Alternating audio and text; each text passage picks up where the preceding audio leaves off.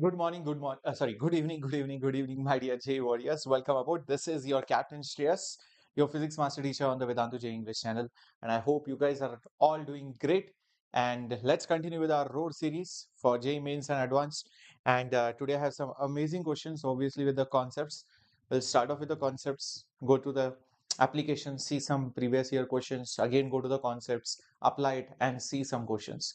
So everything covered in today's lecture. We'll be doing Newton's laws, all the three laws, free body diagram, how to draw free body diagrams for different situations, how to solve problems of equilibrium and motion, including friction, as well as we'll see pulley problems, problems involving spring forces, weighing machine, pseudo force, non-inertial frame, all these concepts in today's lecture.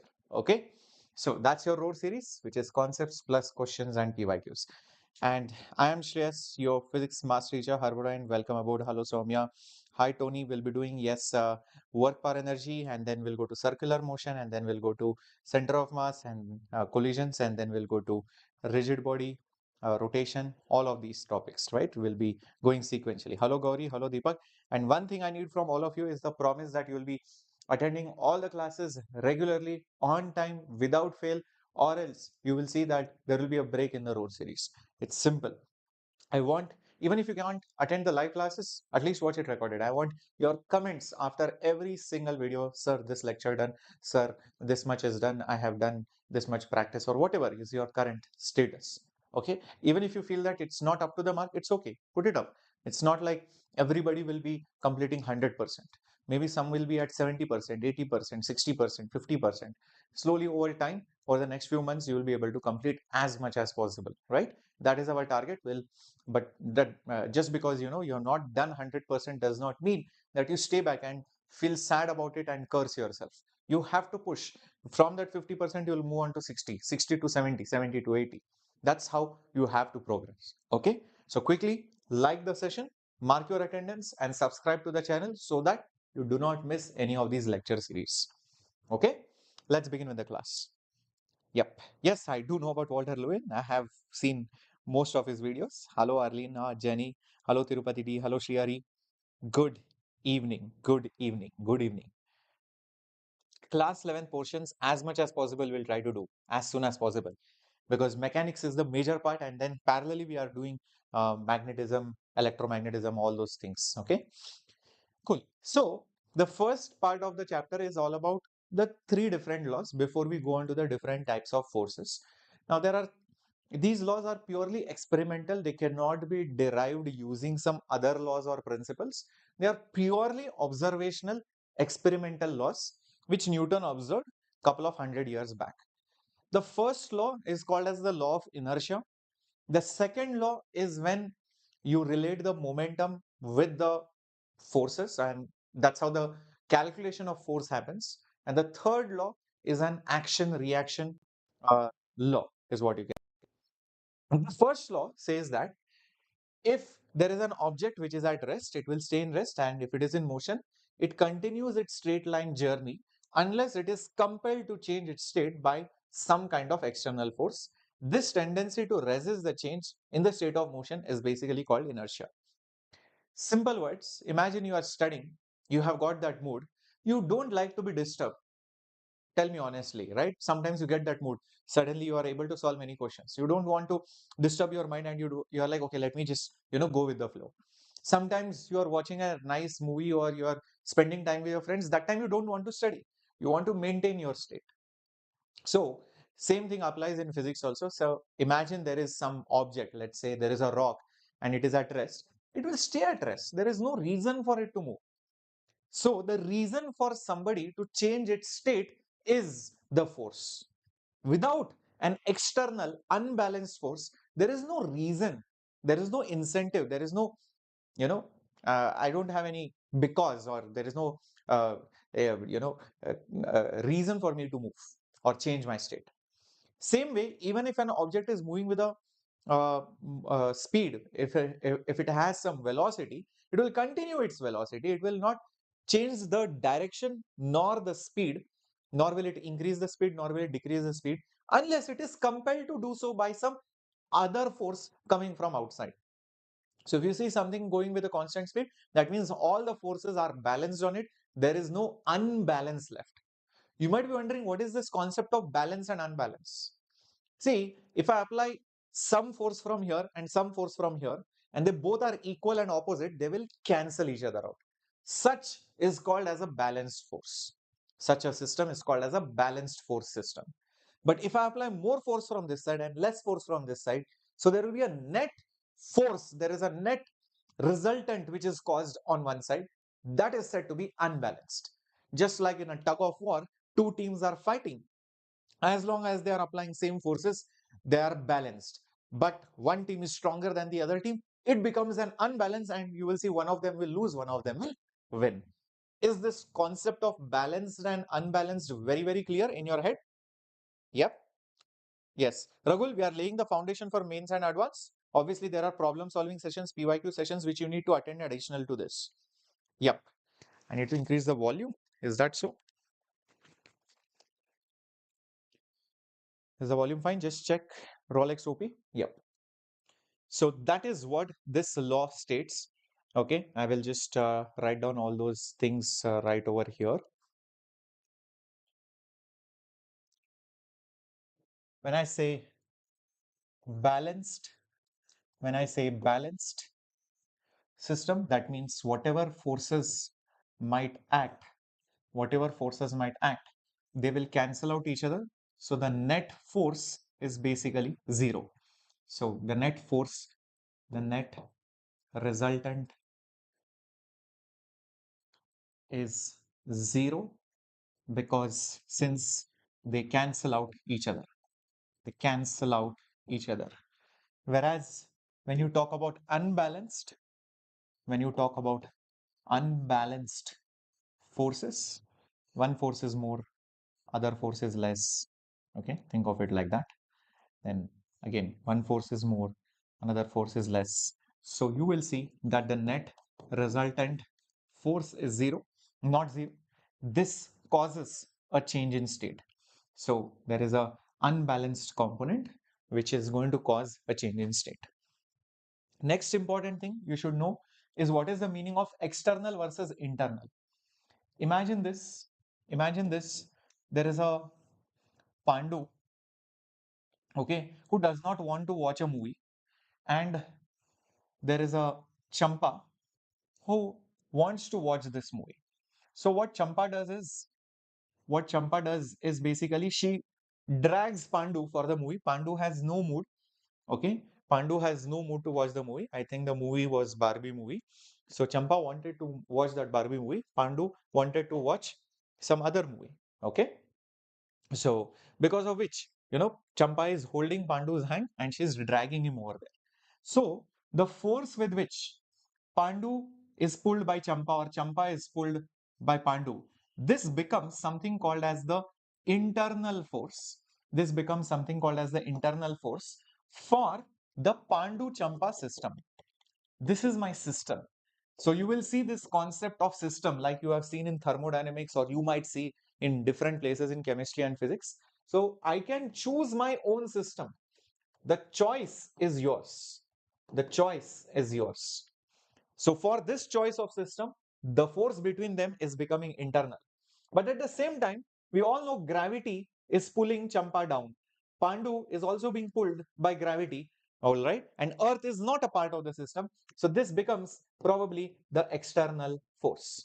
This becomes basically the external force. So what is within the system is internal. What is from outside is basically external. And only an external force can cause a change in the motion. Kind of makes sense also. Just imagine this. Imagine this. You are you are in a bus or on a trolley like thing. Okay. This is a trolley like thing. And imagine there is a Pandu over here. Imagine there is a Pandu over here. Even if the Pandu, even if the Pandu bends and pushes this particular trolley, do you think this trolley will move? Do you think this trolley will move over this surface? No, right? Why? Because whatever force he applies, via his hands and his legs, that is basically an internal force. That is basically an internal force. But imagine there is a champa over here. Imagine there is a champa over here and she kicks this particular trolley like this. Then that force which champa applies on this particular system, that is going to be an external force which can cause a change in the state of that system. That is what it means. Is that right? Avanishli, welcome aboard. We are just starting. Low sound, low sound, low sound. Is it? Is it fine now?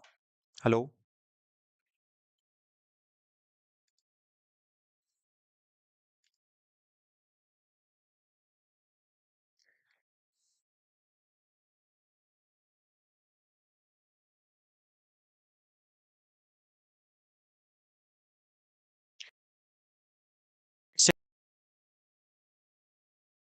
Hello?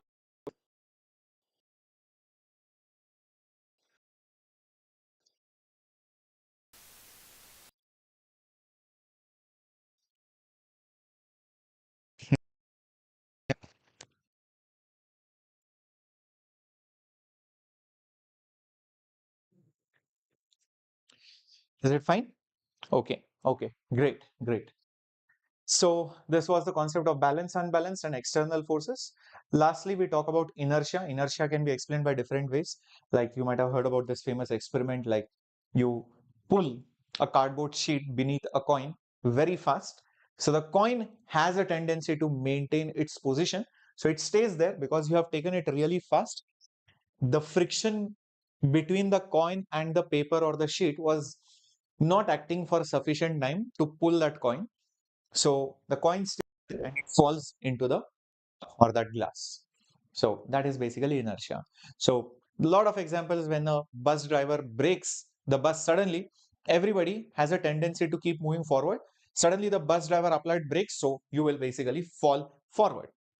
And if the bus driver is in full josh, full mood, and he presses the accelerator, you had a tendency to stay at rest. So the moment the bus accelerates, you will fall behind because you wanted to stay behind. Your body mass wants to always do whatever it was doing before. Remember that. Okay.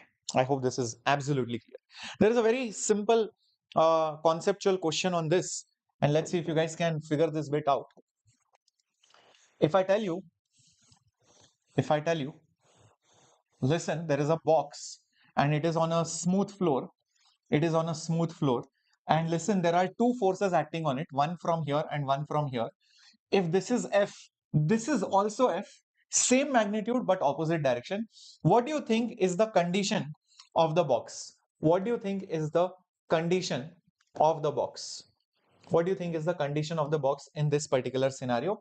The options are option A, it is moving towards the right. Option B, it is moving towards the left. Option C, it is at rest. And option D, you can't say. What do you think is the correct option for this particular question? What do you think is the condition of the box? And an ideas, it will be there next week. Yep. Many of you might say it is at rest. Some are saying it is at rest. Guys, that is what most of the students say, and that is not the correct answer. The correct answer is can't say, because if you notice these two forces, the forces cancel out each other. So hence the net force is zero. So as per the first Newton's law of motion, the body, or basically the box maintains its state, maintains its state. Now, what was the state? It could be at rest or it could be in motion. Now, is that given to you? Is that given to you whether the box was at rest? No. Was the box moving? I don't know. So, if by chance this box was already moving at 5 meters per second, it will continue its journey with 5 meters per second even though the forces are acting. Those forces cancel. They can't accelerate or decelerate the body. Understand? Because they are cancelling. So it will continue moving towards the right. If it was already moving towards the left, it will continue doing its motion towards the left. If it was at rest, it will stay at rest. So hence the answer is I do not know, because not enough information has been provided in the question. Got it? Understood? No, it's not about friction, Sherlyn. It's not about friction. It's about insufficient information. It's about insufficient information in the question. It's a very simple conceptual question to explain first law. Now let's go to the second law of motion. Before going to the second law, we define this concept of momentum. Momentum is nothing but a vector quantity, which is the effect of mass and velocity together. Mass and velocity together. So if I have a mass like so, and it has some velocity like this, then the momentum of that particular body is in the same direction. The momentum is in the same direction. The symbol is P, and that momentum is just given by the mass times the velocity. This particular momentum, it is a vector quantity in the direction of the velocity, and the SI unit of momentum, you can see this is kg, and velocity is nothing but meter per second, right? That is the SI unit of momentum, as simple as that, right? So now that we know what momentum is, which is mass into just velocity, we can define the second law. We can see what the second law is. The rate of change of momentum of an object is equal to the next external force acting on it. So actually, the correct word should not be is equal to, is this should be proportional to. This should be actually proportional to. Correct word is proportional. Is proportional proportional to the net external force acting on it. So let's see what it exactly means by this. The rate of change of momentum of an object is proportional to the net external force. Now, when I say net external force, that means imagine a situation where there are forces, but they do not cancel each other. If they cancel, I know it will continue doing whatever it is, but if they don't, then there is a net external force, which is F1 plus F2, like that. Many forces will be acting on the body. So this is the net unbalance. This is net unbalanced force. And what is it doing? It is causing a change in the state. It is causing change in the state of the motion, And this particular thing, which is the rate of change of momentum, rate of change of anything is nothing but the derivative, is nothing but the derivative. Rate of change of anything is nothing but the derivative of whatever thing you are calculating with respect to time. So here it is derivative of momentum. It is nothing but the derivative of momentum with respect to time, which means it should be dp by dt, which means it should be nothing but dp by dt. So this is proportional to this. So I can just write it down over here. dp by dt, this is proportional to the net external force on it. Now, I don't like that proportionality symbol. I will just write it as equality. I will just write it as some constant into dp bar by dt. In the next step, momentum is nothing but mass into velocity. So I can use the product rule. I can use the product rule of derivatives, and I can write it as m into dv by dt plus v into dm by dt. That is what I can write it down as. But usually, the systems that we study in our JEE syllabus are constant mass system. So whenever constant mass system is there, when constant mass system is there, you will see this term will just become zero, rate of change of mass with time. But if the mass is changing, like a rocket moving up, then the mass will change. Then you will have this v dm by dt term. Or imagine a bike is being driven really fast, the petrol is being consumed, so mass will decrease. Or maybe you are running and you are drinking some water which is kept on the way. That is changing mass system, right? So all these are variable mass system, but most of the times a block is going, a car is going, the petrol consumption rate will be so less that you will generally ignore any kind of changes in the mass. So usually this second term is zero. Hence, our equation will end up being, hence our equation will end up being net force is equal to K times M into dV by dt. But what is dV by dt, guys? It is nothing but acceleration. Now, once we get till here, what we do is we define the unit of force. We say that if a mass of 1 kg is accelerated by 1 meter per second square, then the force acting on it is basically 1 Newton. So 1 is equal to 1 into 1. That means the value of K that you have over here should be 1 unit.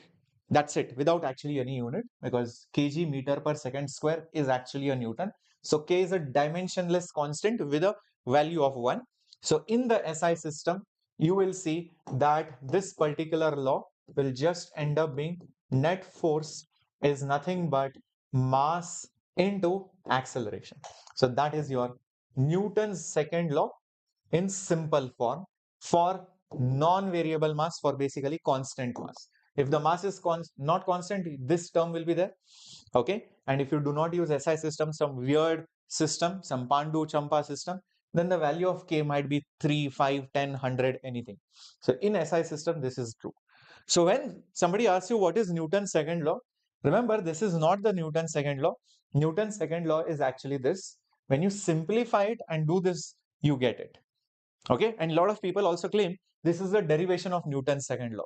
That is even more stupid. How can you derive second law? Second law was this. So what is the derivation for this? Nothing. It is an experimentally observed fact. Okay, that's it. After this, whatever you get, this is a derivation of force is equal to mass into acceleration. Is that okay, everyone? Yeah. What is the correct method to write the Newton's second law in terms of cause and effect? Yes. So the correct way to write it down is basically something like this. Force is always the cause of the motion change of state. Then acceleration is the effect of it. Acceleration is the effect of it. Mass is nothing but how much inertia it has. More mass means it has more inertia. So that's the way you can write it. Without force, there won't be any effect. You cannot say, sir, this body began to move magically, sir. Sir, please apply force. Apply force, sir. The body is in motion. No, no. A body won't move just chumma and then say, hey, please apply force on me. It's not going to happen. It's not going to happen. Only when you apply force, then only there will be some acceleration. And that acceleration produced depends on how much inertia it has. If it has more mass, less acceleration. If it has less mass, more acceleration. That's it. Is that okay, Gauri? Absolutely clear on this front. Shall we go ahead? Everyone, smash the like button, mark your attendance already. Very good. Keep it up. Moving on now to the next thing. Just before we go ahead, simple concept checking question. Just imagine I tell you that the position vector is nothing but 2t I cap minus t cube j cap plus 4t square k cap. The mass of the body is 2 kg. Can you find the force acting on it? Okay, very straightforward question. You have to find the force acting on it. What we can do is, to find the force, I need to find mass into acceleration. I know the position. From the position, I can find the velocity, which is the derivative of the position. So derivative of this will be 2 I cap minus 3t square j cap plus 4 into 2 is 8 t k cap. That is what the velocity will be. Take the derivative of this, you will get acceleration. Acceleration is the derivative of velocity with respect to time.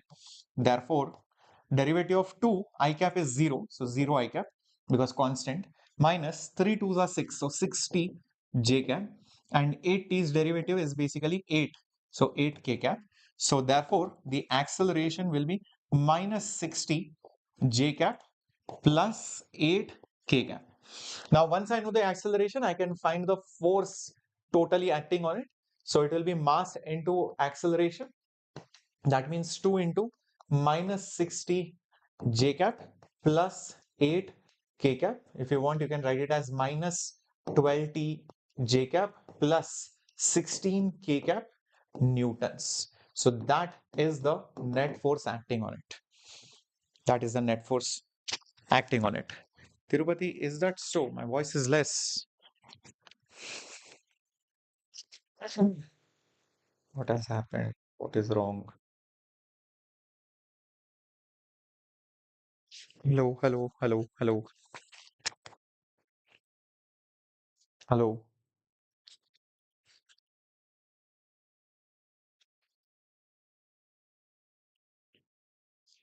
Just check. It's clear. Without the headphone, it's not clear, is it? Let me do one thing. Let me use two mics then.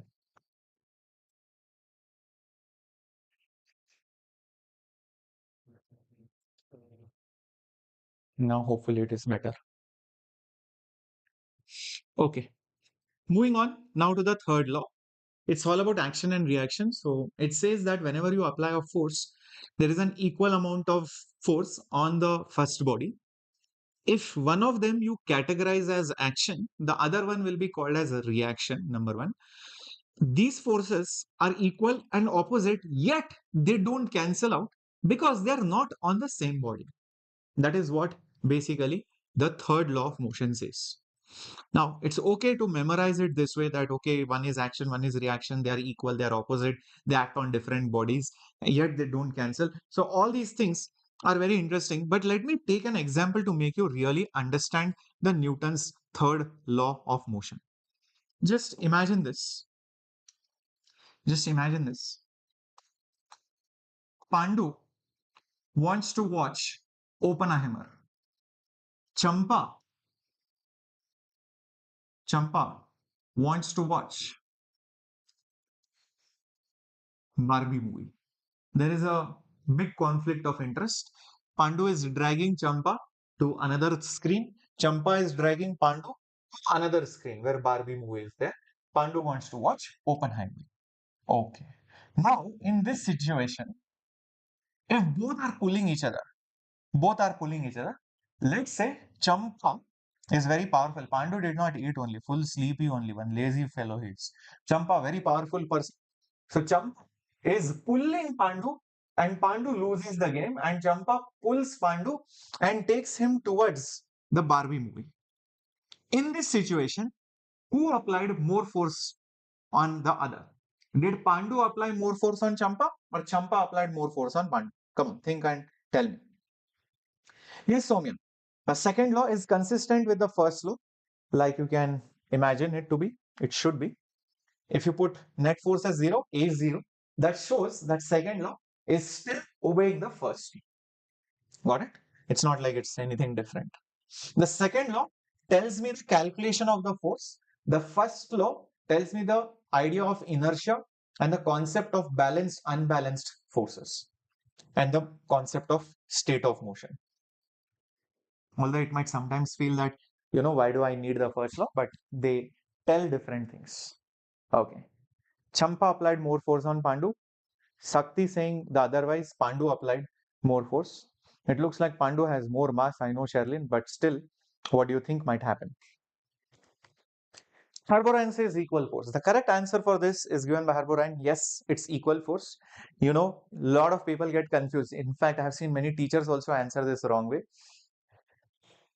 People think because Champa finally won and dragged Pandu, so Champa applied more force. That's definitely not correct. Newton's third law at play over here. If if Champa applies a force of, let's say, example, 8 Newton on Pandu, then Pandu unknowingly, unwillingly, subconsciously is also applying 8 Newton force on Champa. The fun fact is that this blue one is acting on this yellow Champa. This pink one is acting on this orange Pandu. They are acting on two different bodies. They are not on the same body. Number one, they won't cancel.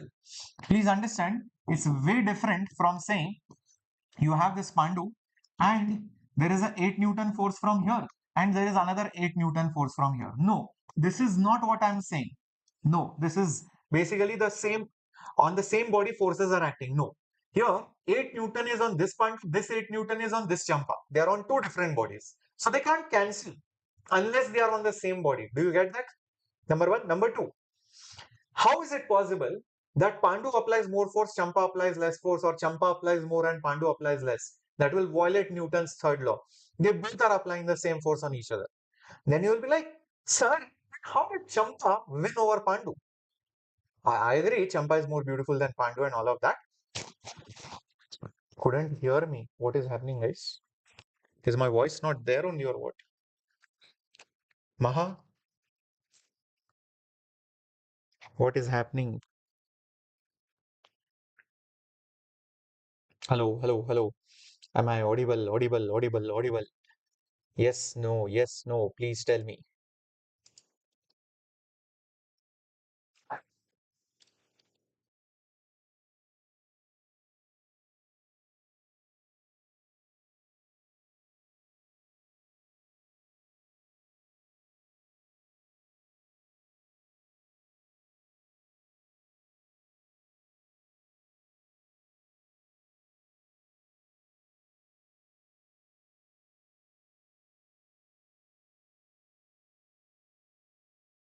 Yeah, okay. So, some of you might say that, how is this possible? Guys, understand that they both will apply the same force. In spite of that, Champa is able to win only because you will see the word friction later on. There is more grip. She has better grip on the surface. That means more friction. That's why she won. That's why she won. Whereas this Pandu had less grip. This Pandu had less grip on the surface. Maybe his shoes had worn out, so he had less friction. So, in a tug of war, it is not the force which you apply on the opponent team which helps you. More than that, it's the friction also which plays a very important role. So, with good grip, you can win the tug of war. Is that now clear? Is that now clear, everybody? Yes. So this is a very good example of Newton's third law, how it acts on different bodies, yet it doesn't cancel. This is not the situation. In fact, each of them is applied on different bodies. Number two, they are equal, they are opposite, they are not canceling also.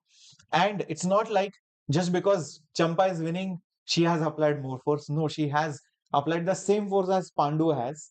It's just that Champa had better grip on her on the ground by her feet, because of which she is able to pull Pandu. Pandu was on a slippery surface, or his shoes were, wet, or maybe they had worn out. Maybe that's the reason for that. That's the interesting thing. Very, very interesting. All right. So now that you are through the third law, how about doing a question? But this is a J advanced question. I don't think we are scared of any J advanced questions. Yes, Lions? Are we scared? No. Let's try to do it. Because I feel it is a doable question, which was asked in 2023 SCQ. Velocity is given as a function of x, y. This x cap means I cap, y cap means j cap. If you want, you can rewrite this or rephrase this equation in terms of ijk. Alpha is a constant, y and x are variables because they are the coordinates. What is a force as a function of x and y? I prefer writing this in a much better form. So I will write velocity vector as alpha into y I cap. I'll open up the bracket. So alpha y I cap plus 2x or 2 alpha x y cap means j cap. That is what the velocity is. The same thing I've just rewritten in a known form or a much better looking form. Okay. Now I want to find the force. If I want to find the force, what do I need? I need the acceleration. Eventually, I'll multiply by the mass. You can see mass is there everywhere. So just the concept is to find the acceleration. Let's do it. So what is acceleration going to be? To find that acceleration, I think I need to be little bit careful. It is nothing but dv by dt for sure. But when I differentiate this and this separately, alpha is a constant, bring it outside. So I'll have dy by dt, and then I have I cap plus 2 alpha dx by dt, and then I have j cap. What is exactly dy by dt? Rate of change of y coordinate with time. That means it is the y velocity. And this dx by dt rate of change of x coordinate means it is the x velocity. And this is j cap. Now, if you observe carefully this equation, you will immediately pick this up that this particular thing over here, alpha y, is actually the x velocity. This 2 alpha x is actually the y velocity. So put the y velocity and the x velocity now. It's not that difficult. So Vy is 2 alpha x, is 2 alpha x. So this is I cap plus 2 alpha. What is Vx? Vx is alpha y, is basically alpha y j cap. All right, substituted that. So what do I get? I get 2 alpha square x I cap plus 2 alpha square y j cap. Amazing. That is your acceleration. So now immediately we can find the force. Force is mass into acceleration. So therefore the force will be mass and acceleration is 2 alpha square, which is common. And I can write x I cap plus y j cap. So I think it is exactly option number A. Is that right? Yes, it is option number A. I cap is x hat, j cap is y hat. No, it is not option C, it is option A. Nikhil, when I say that there is a xy coordinate system, imagine there is a particle going like this and it has some velocity. That velocity will have two components, right? X component, y component, and if it is in 3D, it will have z component. What is this x component actually? If you see, there is some x coordinate. This is the x coordinate. The rate at which the x coordinate changes, dx by dt, that only is your x velocity. Same way, I can say there will be some y coordinate. This is y coordinate. The rate at which the y coordinate changes, which is dy by dt, will be exactly your y velocity. Is that now clear? Y dx by dt is vx and dy by dt is vy. So that's why dy by dt, which is vy, I have taken this vy from here because this will be vx I cap plus vy j cap. So vy I took it, substituted here. Vx I took it and substituted it over here. Is that understood? Now, clear, Nikhil, everyone? Isn't it a beautiful question? It looked initially tricky, but if you see the concept, it's not very difficult. It's definitely doable with some basic foundation. All right, moving on now to different forces, because that is what will be needed now. And then after the forces, we'll be seeing, free body diagram and all of that. Can we find the momentum and differentiate? Yes, Raghav, it's one and the same thing. Either you differentiate velocity and find acceleration, or you find momentum and then differentiate. One and the same thing. You will still get the same answer, of course. All right. Force. There are different kinds of forces in nature. And when we solve problems, you will be showing these forces acting on bodies. This is no longer 9th standard or 10th standard where just the force is given 100 Newton, mass is given 5 kg, find the acceleration. Wow, full marks, 2 marks you got. Very good. Or sometimes they give one force is acting 10 Newton, other force is acting 6 Newton. Both are opposite. Find the net force, find the acceleration. There's fun in that.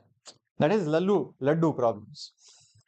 In the questions that we'll be seeing henceforth, you will be seeing that it will be a system. There is a block which is kept on a block, or a block is tied to another block, or two blocks are hanging over a pulley, or somebody is pulling at an angle by some force using a thread, and there is some box which is being rubbed against the ground. So many systems will be there. And over there, forces are not given to you. You have to identify the forces in different situations. That diagram or that situation might be described. You have to say, oh, wait a minute, there will be friction. Okay, wait, there will be gravity. Wait, there will be spring force. Okay, wait, this thread will be pulling from here and here. Oh, this block will be pushing it from here in this direction. Oh, this forces will act in this way. these forces will cancel, these forces will not cancel, acceleration is in this direction. So you need that trick, or I would say the eye, to see all the forces in that system. You need to also identify what direction, what magnitude, and if they are internal and if they are external. So that talent slowly develops with practice. That talent slowly develops with practice. Now there are basically four fundamental forces. There are fundamental forces in nature. Basically, they are like most elementary, you can say. Elementary. Elementary, or basically basic forces. One is gravity. Second is your electromagnetic. Earlier, people thought electric force is different, magnetic force is different. Later on, Maxwell showed that actually electric and magnetic forces are interrelated to each other. So that's why they were combined as one. Next is weak nuclear, weak nuclear forces, and then you have strong nuclear forces. Strong nuclear forces. I know many people will be like, sir, weak nuclear, strong nuclear, just write nuclear. No, sir, why weak and strong? Then you can say weak gravity, strong gravity, medium gravity, very, very strong gravity. Sir, I will get more type. No, it looks confusing, but actually they are having a different formula, different theory. Just like gravitational force is way different from electromagnetic force. Just the names look as if they are associated with nuclear, so we could combine it in one. No, you can't, because their formulas, their structure, everything, the theory, hypothesis, everything is different. But these are the four fundamental forces in nature. In JEE physics, basically you study this and this. This is not in our syllabus. Although you study slightly a bit of this weak nuclear force in the last few chapters called as nucleus, but that is also very, very basic. One paragraph will be there, that's all, not more than that. But mainly you play with these two forces in JEE, be it mains or even advanced. Okay. Now, once you categorize, or once you say that these are the four fundamental forces, any other force is a combination of one or more of these forces. So then you have basically your derived forces. When you have your derived forces, example, weight, or reaction force, or basically contact force, frictional force, or spring force, or the tension force, or the buoyant force, etc. All these are derived forces because they come from a combination of one or two or more things, or you manifest these forces into one of these. You look at it as one of these derived forces. That is the meaning of derived. Usually, you don't use these pure forces, at least in 11th standard. Very rarely you'll use it, except for the chapter of gravitation. Mainly, you are going to stick around with the derived concepts only. Okay, so we'll come to that. Also, you need to know one more thing, that as you climb up the ladder over here, these forces become weak. This is the weakest of all the forces. If you compare for the same distance and similar objects, this is the strongest. This is the strongest of all. This is the strongest of all as you go down. Whereas if you go range wise, this one has a very long range, the gravitational force, Earth and Moon. But electric force can't apply between Earth and Moon. So these are basically very, very short range forces as you go down. So this is very short range. This is slightly better range, but still within the nucleus. This gets slightly better, few nanometers here and there, micrometers. This is in kilometers and kilometers, very, very long range. But this is very weak. This is very strong. So it just exactly how nature balances things. Gravity, imagine if it was also long range and also the strongest. And imagine this was very weak and also short range. No, nature balanced it out. If you are strong, fine, you will not have too much of range. If you are weak, no problem, then I will give you a very long range. So nature has automatically balanced these forces. Okay, till this point everything clear? शुभ, मेरे को बहुत अच्छे से हिंदी आती है, but ये English channel है तो इसलिए हम इंग्लिश में बात करेंगे। ऑलरेडी आपके पास बहुत सारे हिंदी चैनल है, इंग्लिश में पढ़ाने के लिए कोई नहीं है, तो बाकी बच्चों का क्या होगा, है ना? तो इसलिए मेरा भी रिस्पॉन्सिबिलिटी हो गया। Got it Shubh? All right, so let's seeing all these courses one by one. Okay, all right, so these are just some examples: friction, normal, spring, electromagnetic force, gravitational force, magnetic force. All these are some examples. So let's start seeing some common forces which we'll be encountering. Now, gravitational force is always attractive in nature.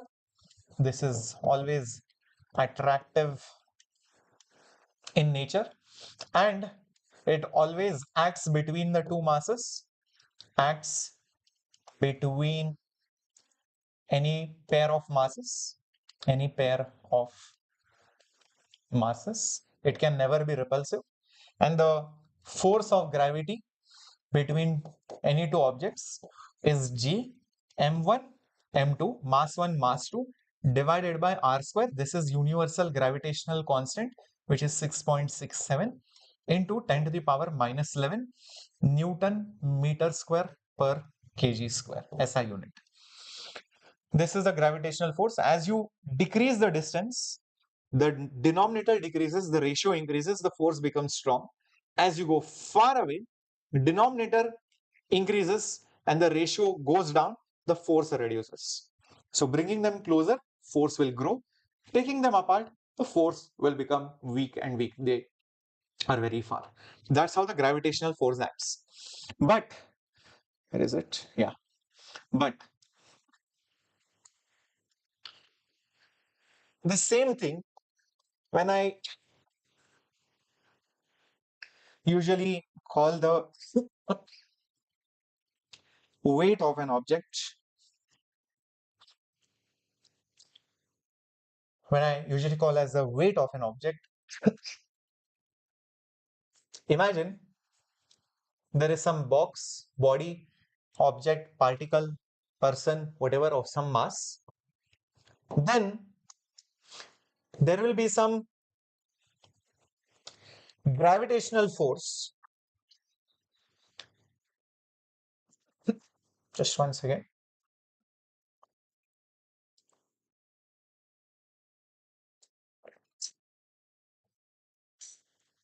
There will be some gravitational force acting on that mass, and this gravitational force acting on that mass is basically called as the weight of the object. And gravitational force is nothing but mass multiplied by the acceleration. The mass of the body is m, the acceleration is acceleration due to gravity. So you will see that the weight is equal to mg. This weight is nothing but the gravitational force acting on the body. Very, very important. So weight is the gravitational force on a mass due to the planet, due to the planet on which it is placed. Interesting thing, near the surface, G is almost the same everywhere. So it is roughly the constant anywhere on the surface of the earth. Very minor variations are there, which we are okay with. Even if you take it up a little bit, not much will change. Only when you take it hundreds of kilometers, then the value of G changes. Otherwise, weight is roughly the same here and there or up and down, because G variations are negligible most of the times. It always acts towards the center of the planet, towards the center of that particular planet, or basically vertically down, or basically vertically downwards. Vertically downwards. Obviously, the SI unit, will be Newton. And just to give you an example over here, imagine the mass of a person, is 5 kg, then the weight of the person will be 5 multiplied by g, which means 5 into 10, usual value of acceleration, so which is nothing but 50 Newton. So weight is 50 Newton, but mass is 5 kg. Now that's the thing with English and physics.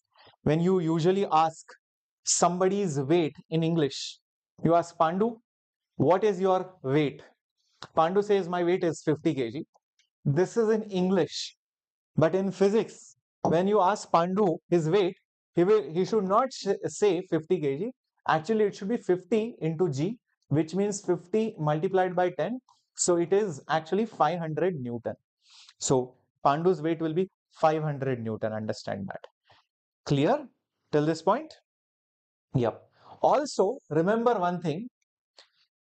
Imagine you are on Earth versus you are on the moon.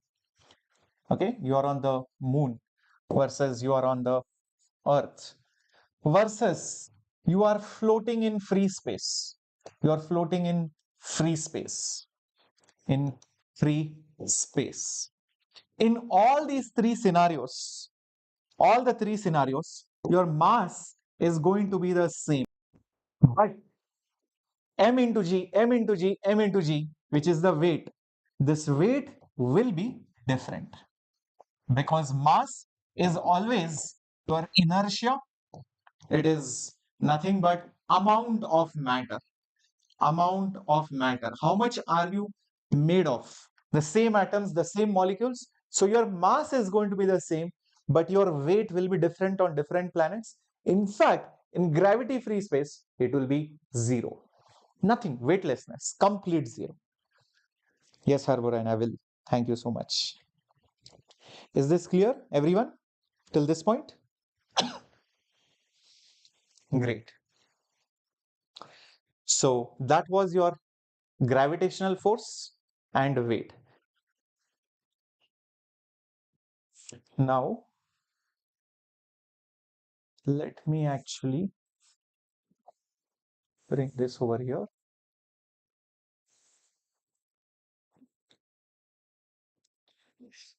You might have heard about this normal force and frictional force, right? Normal force and frictional force. Now, let me explain to you in a way which very few people actually know is the right way. Let me start off by something called as a contact force. Something called as a contact force. The name only tells what it means. It is in contact with something. Imagine there is a box like this. There is a box like this. It is in contact with my hand. Maybe I'm holding it at an angle. That's okay. There's some contact, hence there is a contact force. I throw this box up. It's no longer in contact. For that brief moment, there is no contact force. I am touching this screen. Yes, there is a contact force. I leave my hand. There is no contact force. I'm standing on the ground. Yes, there is contact force. I jump in the air. For that small moment, there is no contact force. Do you understand what contact force is? Whenever there is contact, there is a contact force. As simple as that. Now, imagine this. There is a box which is kept on a surface, horizontal, vertical, slanting, doesn't matter. If you zoom onto it, if you take a small portion of it and zoom onto it, you will see that none of the surfaces are regular. They will have some gaps, some cracks, some valleys, some peaks like this. And no matter how much you polish it, it will always be like this. Okay? It will always be like this. They might not perfectly match. It's some random thing. This is of the ground or the table. The yellow one is of the box. What you will see is at the molecular level, you will see that this table surface will apply electromagnetic repulsive forces when the molecules of the box come very close enough. So you will see some teeny mini electromagnetic forces here and there, here and there, here and there, here and there, here and there, here and there, here and there, here and there, like this. You can see that. So these are teeny mini electromagnetic forces. The resultant of all these electromagnetic forces could be at an angle, could be at an angle. So maybe I'll show it like this. This is the resultant of all these teeny mini forces. At the same time, think about it, by Newton's third law, there must be an action reaction kind of a pair. So if this force is there, then there is a reaction for this also. If this is there, there is a reaction here also. So similarly, you will have reaction forces everywhere, guys. For every single force over here, there will be a reaction force everywhere. Everywhere you will see that there will be a reaction force, maybe like this, maybe like this, maybe like this, maybe like this, maybe here, maybe here. Okay, like this. I just shown it randomly.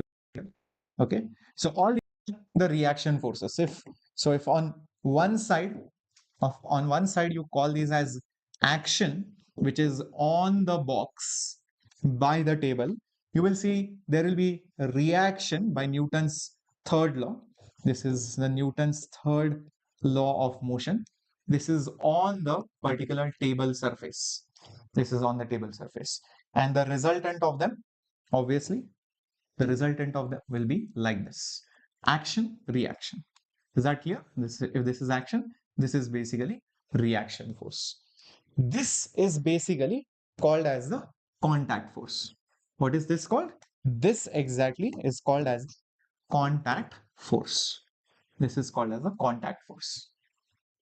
So at the end of the day, it is nothing but the electromagnetic forces between two surfaces in contact, between two surfaces basically in contact.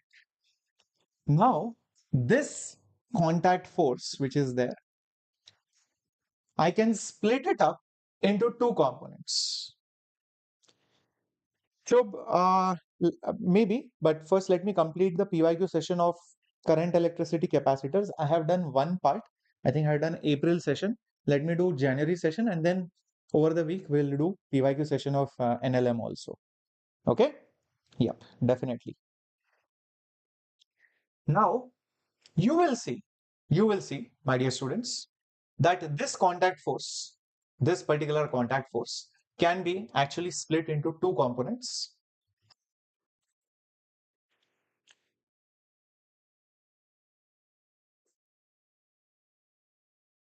Can be actually split into two components. One component, one component is basically here, and other component is basically here. One is perpendicular, one is parallel to the surface. The one which is parallel to the surface is basically called as friction. The one which is perpendicular is called as norm. So it will be normal force plus friction force. So normal is the one which is always perpendicular to the surface, and friction is always the one which is parallel to the surface. They are just nothing but at the end of the day, the components of contact force.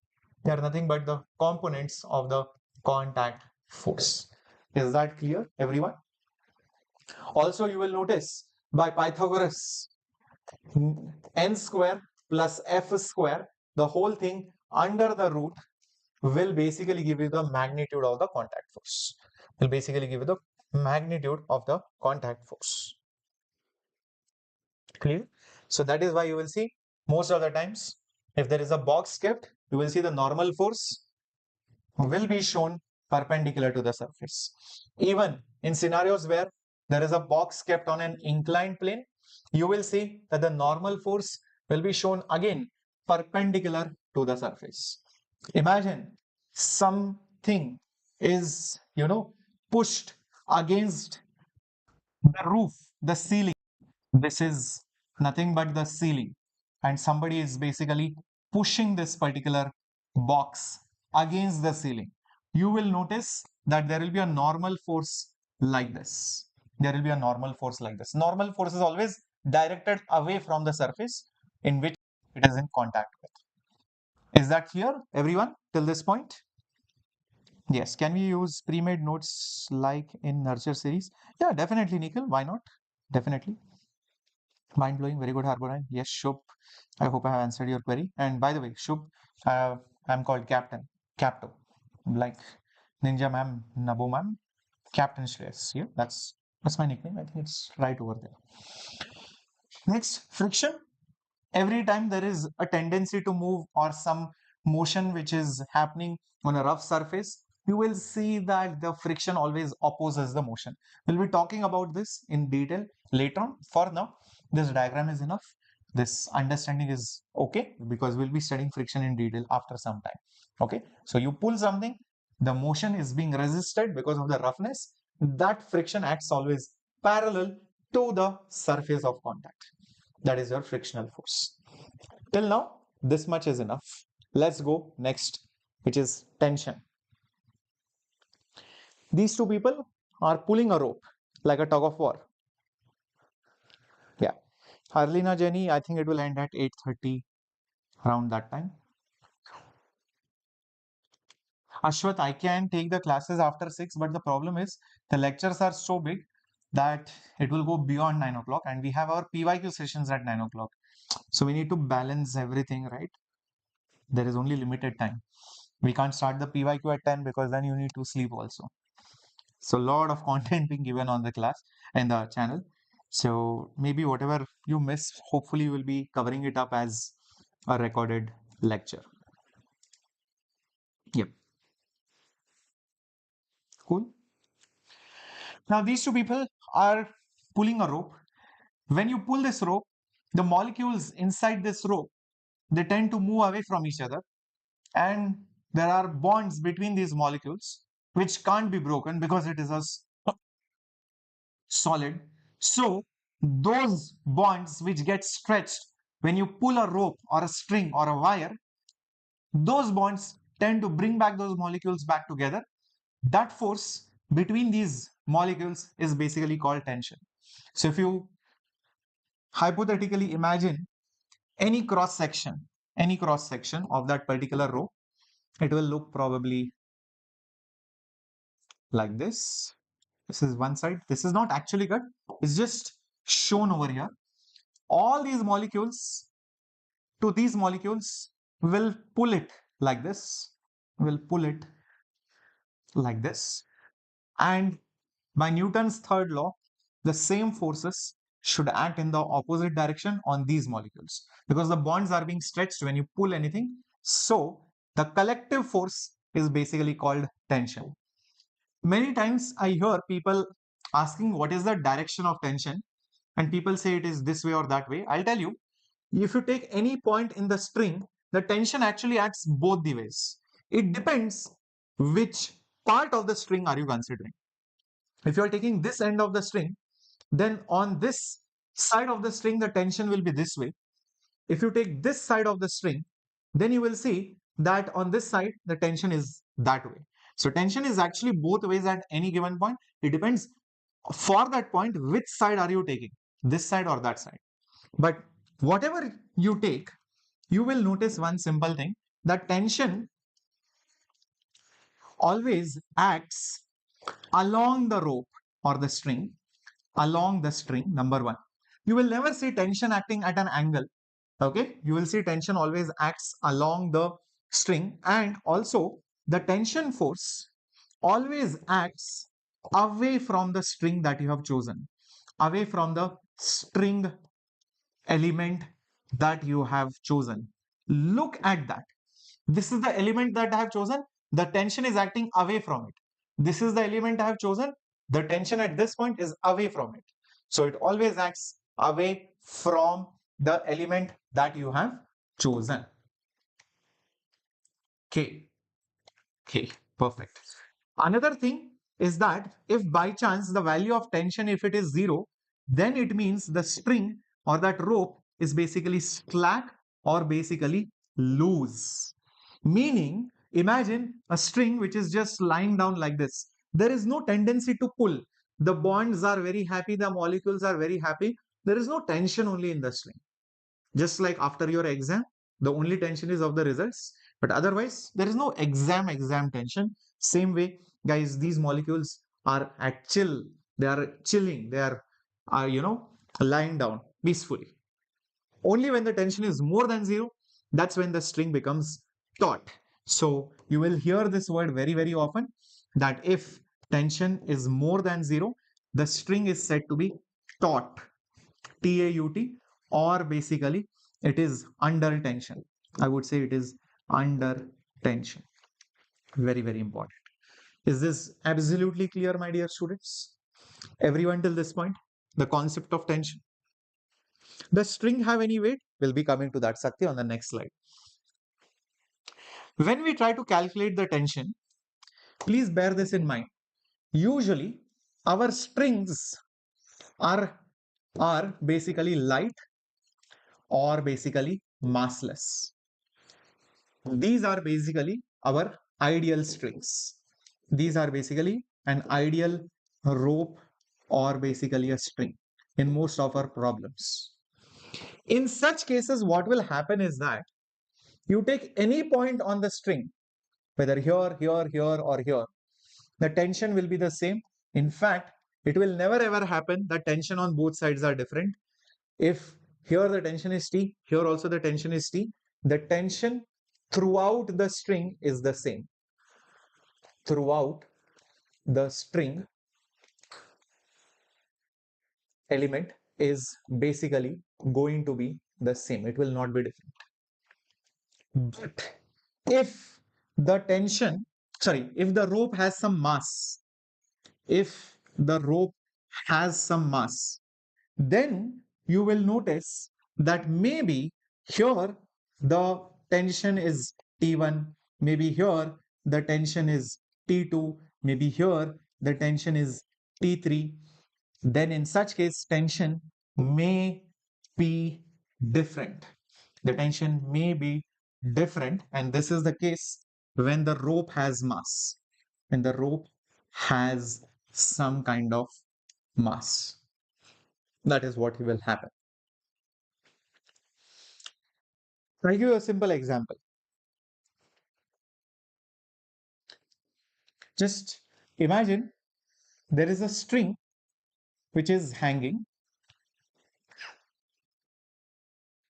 and there is a box.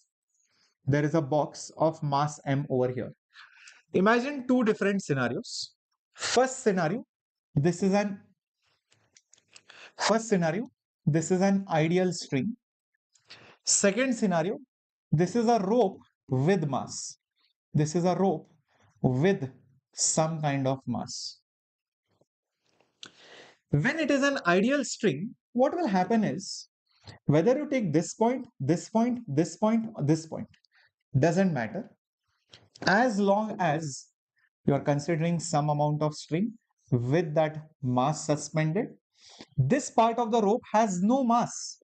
This has no mass of it. So, when I show the forces of this part of the body, the only force will be the weight of the block. Weight of the block, which is nothing but mass into G. Because this is at rest, this must be balanced by some other force. Remember, this whole thing is just lying there, so it is at rest. So hence the forces must be balanced. There must be an equal and opposite force which will come from here, and that would be the tension. That's it. Hence, I will say tension will be mg everywhere. Everywhere on that particular string. This tension will act to balance the weight. This will act to balance the weight. Is that clear? Everywhere the tension is same. That is what we said also. Whenever you have massless string, the tension everywhere is same. Whatever is the value, it will be the same. But when you have the rope with mass, here comes the challenging part. If you take this much part of the string versus this much part of the string, you will see this has less mass of the string versus this has more mass of the string, which means when you calculate the forces on this particular part of the system, there will be some weight here, but this would be less weight as compared to this. This will be more weight. Do you guys agree? This will be less weight because of less mass. This will be more weight because of more mass. To balance it out. Why? Because everything is going to be at rest. So what you will see, there will be some tension over here. This tension will be less and this tension will be more. So that means as you go higher and higher, you will get more tension. In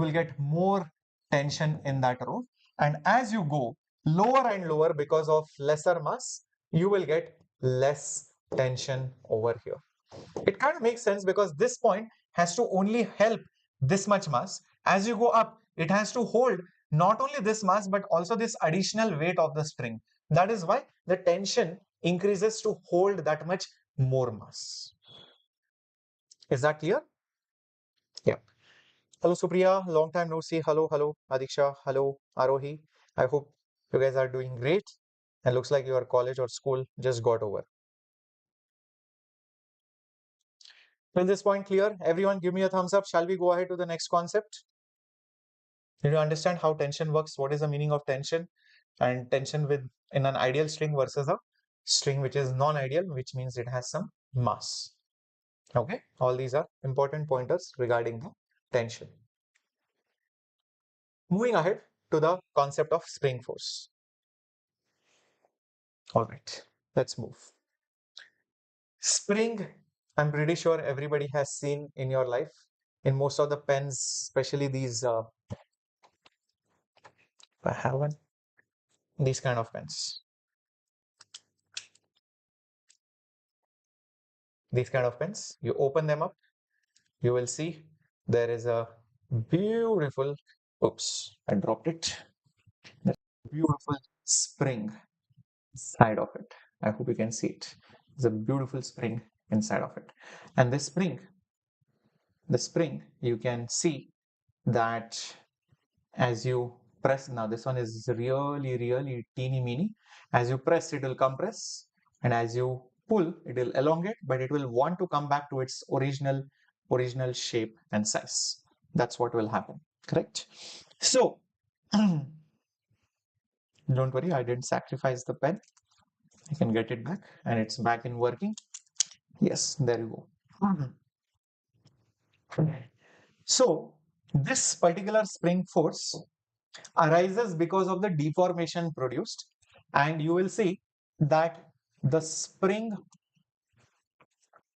force is directly proportional to the deformation which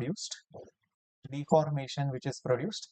If the deformation is x and the spring force is F, it is proportional to that, and I write it as K times of X, where this K is called as the spring constant. The unit of it is Newton per meter, and it depends on the material, shape and size of the spring. Here we'll not worry about how to calculate if the material is given aluminum, steel, tungsten, shape if it is different, the size is different, diameter is different, number of turns if it changes. That part we are not worried about, but you should know it depends on the material and the geometrical characteristics of the spring. That is your spring constant K. It is given to you, or you will find it out if X and F is given to you. This force is the spring force. X is basically the deformation. Now what happens is, many people remember this as minus kx. I say don't remember it as minus kx. Just remember the magnitude is kx. Direction you can show automatically depending on the problem. It depends. And I'll tell you why. As long as you know it is k into x, that's more than enough. Just imagine this. This is a spring. Okay, this is a block over here. Now you elongate it. You elongate it like this. Now, if you consider the spring versus the block, you will notice since the block has gone here, the deformation of the spring is x. The spring will pull the block like this. So the force on the block will be in this direction, whereas you're pulling the spring or the block is pulling the spring away. So the force on the spring will be in this direction. So if you write force on the block, yes, vector wise, it is minus k x bar, because if x vector is shown, it is in this direction. Direction wise, this force is negative of x bar, whereas this force is going to be k times of x bar. So it depends whether it is negative or positive. It depends on which part of the body are you considering. Is it the spring or is it the block? My advice, you don't worry about it. You just show the direction, automatically you just put the magnitude, everything else is solved. So don't remember plus kx or minus kx. Just remember it depends. The direction depends on which body's forces are you showing, which body is under consideration. If it is spring, it's very natural. You are pulling the spring. Obviously, the force on the spring will be this way. This body will be pulled back by the spring, so it will be this way. It will be very, very obvious. Yep, correcto. Awesome, awesome, awesome.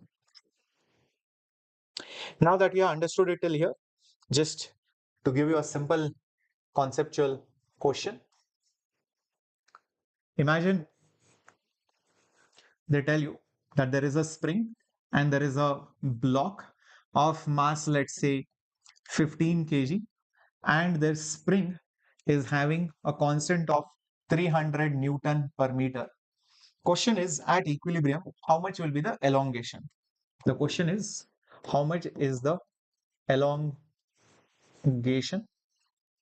when it is at a steady state? Steady state means it is stationary. How much is that elongation?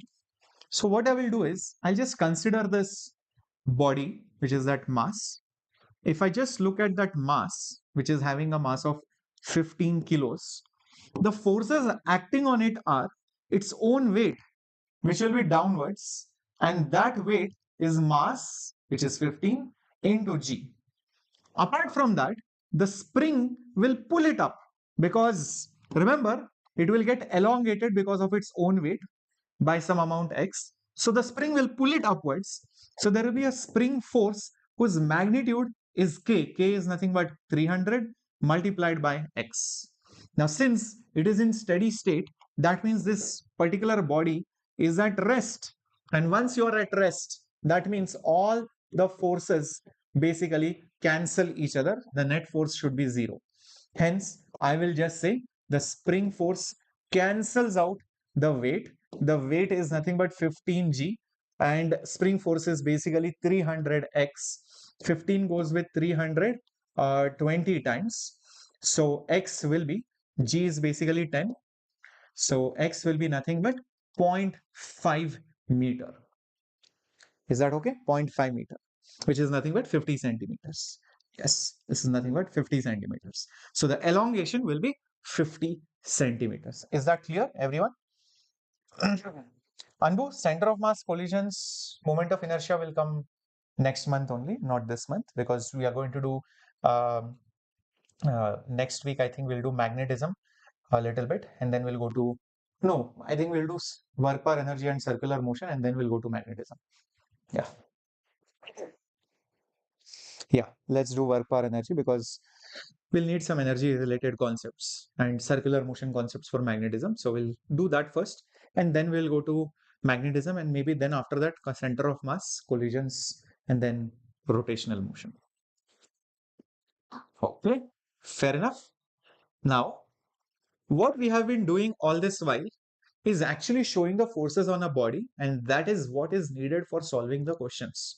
Whenever you get a question and you want to find out how much force is acting, what is the acceleration, what is the tension, how much is the friction, will it move or not, will it be moving this side or that side, when will it stop, where will it stop, and you are bothered about bothered about what forces are acting, how will it affect, what is the cause, what is the effect, then you will be drawing this FBD.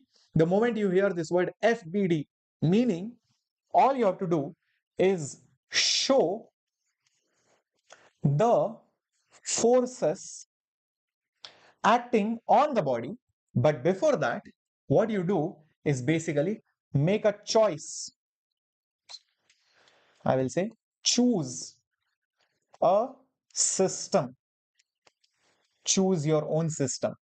Now, please remember the choice of the system, the choice of the system will decide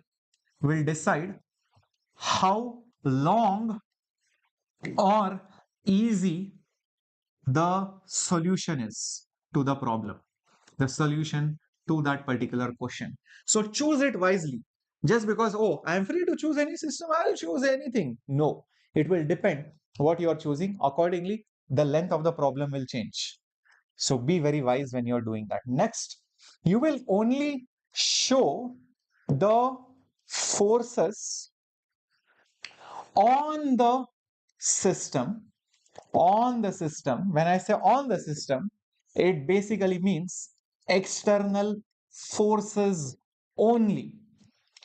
And remember, obviously, completely ignore internal forces. Completely ignore internal forces. Very, very important. Lastly, always show the effect. Always show the effect. Now, when I say the effect, it basically means the acceleration. Show the acceleration, and if needed, make a choice of coordinate axis, coordinate axis, and resolve resolve the forces if needed. Usually we'll see sometimes if it is an inclined plane, you might take x-axis as the inclined plane perpendicular to the incline as y-axis. If everything is horizontal, you will take x-axis as horizontal. Things are inclined, your x and y coordinates will change. If things are vertical and horizontal, your x and y axis will be your regular x and y. So you can change it according to what that situation demands for. All right. So that choice is allowed. And accordingly, once you choose x and y, you will resolve fx, fy, ax, ay, and then you will use Newton's laws. This is the main concept of FBD. So let's see some questions on it and how do you basically draw the free body diagram. Let's start with a basic question. Imagine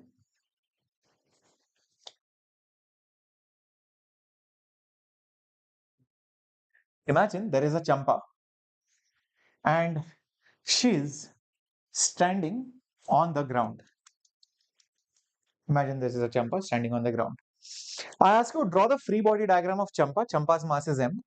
So I'm like, okay, fine, sir. I will draw the free body diagram of Champa, sir. Very, very simple, sir. So this is Champa, sir. The forces acting on Champa, will ask Champa, what are the forces acting on you? Champa will be like, I'm being pulled down by earth. So weight of Champa, which will be nothing but m into g. Fine. Apart from that, there will be a normal reaction on Champa on her feet over here. So there will be a normal reaction on the Champa. And everything is at rest. These are the only two forces. She's just standing over there. So I will say normal force is equal to mg. Normal force is being balanced by the weight force, which is nothing but mg. Fair enough. Now I ask you, she's standing on earth, right? Okay. So how about showing the free body diagram of earth as well? We'll come to that. We'll draw the free body diagram of earth. But before drawing that free body diagram, I have an interesting question. If weight is considered as action, can you tell me what is the reaction or where is the reaction? Quickly in the chat box. Can you quickly think and tell me where is the reaction, my dear students? If weight is the action, can you quickly think and tell me where is the reaction? Yep. I'll be like, sir, if weight is the action, come on, think, think, think. I want the answers in the chat box right away, right now.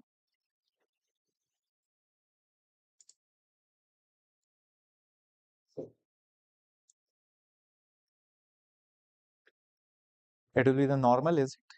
That's what I was expecting. That is what most of you will say, but that is not correct. See, remember in Newton's third law, imagine there are two charges, proton, proton, positive, positive. This repels this proton. This in turn reacts and applies a reaction on this proton and repels it. If this is electric, this is also electric. Keep that in mind. If one is electric, the other one is also electric. They are of same kind. Number one. Number two, they are going to always coexist together and they are going to be in pairs. They are going to be pairs. Number three, they will never act on the same body. They will never act on the same body. So this normal is applied on Champa. Weight is also on Champa. How is it possible that this normal will be the reaction? Number two, weight is gravitational. Normal is the electromagnetic repulsive force between two surfaces. One is electromagnetic, one is gravitational. Can't be true. They are not pairs. They are two different things. Even if Champa jumps, weight will still be there. But since she has lost contact, normal will be absent. How is it that action is there and reaction has gone? When she jumps, where is the reaction then? So normal can't be the reaction. So that's why I said free body diagram of the earth. So what will happen is weight of Champa. Champa is pulled by the earth will be pulled by Champa like this. The weight will be pulled by Champa on the earth like this. So if this is action, the reaction is this one on the earth. On the earth. They will always coexist together, whether Champa jumps, does not jump, sleeping, whatever. Yes. Yes. Anime lover will be doing that towards the end. Number two, this normal is on Champa by the earth. So the reaction will be on the earth by Champa like this. So, my dear students, if this is considered as action, then this is reaction. If I consider this as action, this is reaction. It's up to you who you want to call action and who reaction. But this is a pair. This is another pair. Is that now absolutely clear and mind blown? Okay. So I'll repeat. Champa is being pulled by the earth. Champa has the moral obligation to pull the earth by the same force. So if earth applies W, which is mg force, on Champa, then earth will also be pulled by Champa with the same force. Undoubtedly. This is like m1, m2, mass 1, mass 2, g m1, m2 by r square. So that force acts on which body, m1 or m2? Both. It's a mutual gravitational attraction. So Champa and earth both get mutually attracted. The earth supports Champa. So earth is supporting Champa by applying a force up. Champa will push the earth down. So this is reaction. Is that clear now, Ashwat? Absolutely. And Arlina? Hello, Sony. This simple free body diagram teaches you so many things. So a lot of people try to solve very complicated questions and then you get stuck. Reason being concepts are not clear. That's why please clear the concepts in Newton's laws. See, the complexity of questions in Newton's laws is endless. Nobody can say I have solved all the models of questions of Newton's laws because every time there might be a new situation which might come in Newton's laws. So that will come via the practice, which we'll be doing as much as possible over the period of time. So guys, first understand every basic fundamental concept over here. Let's do this particular question. Draw the free body diagram of all the three blocks A, B, and C. Okay, let's do this. What are the different forces on these blocks? Let me show maybe A over here. Then this is B maybe. And maybe this is C over here.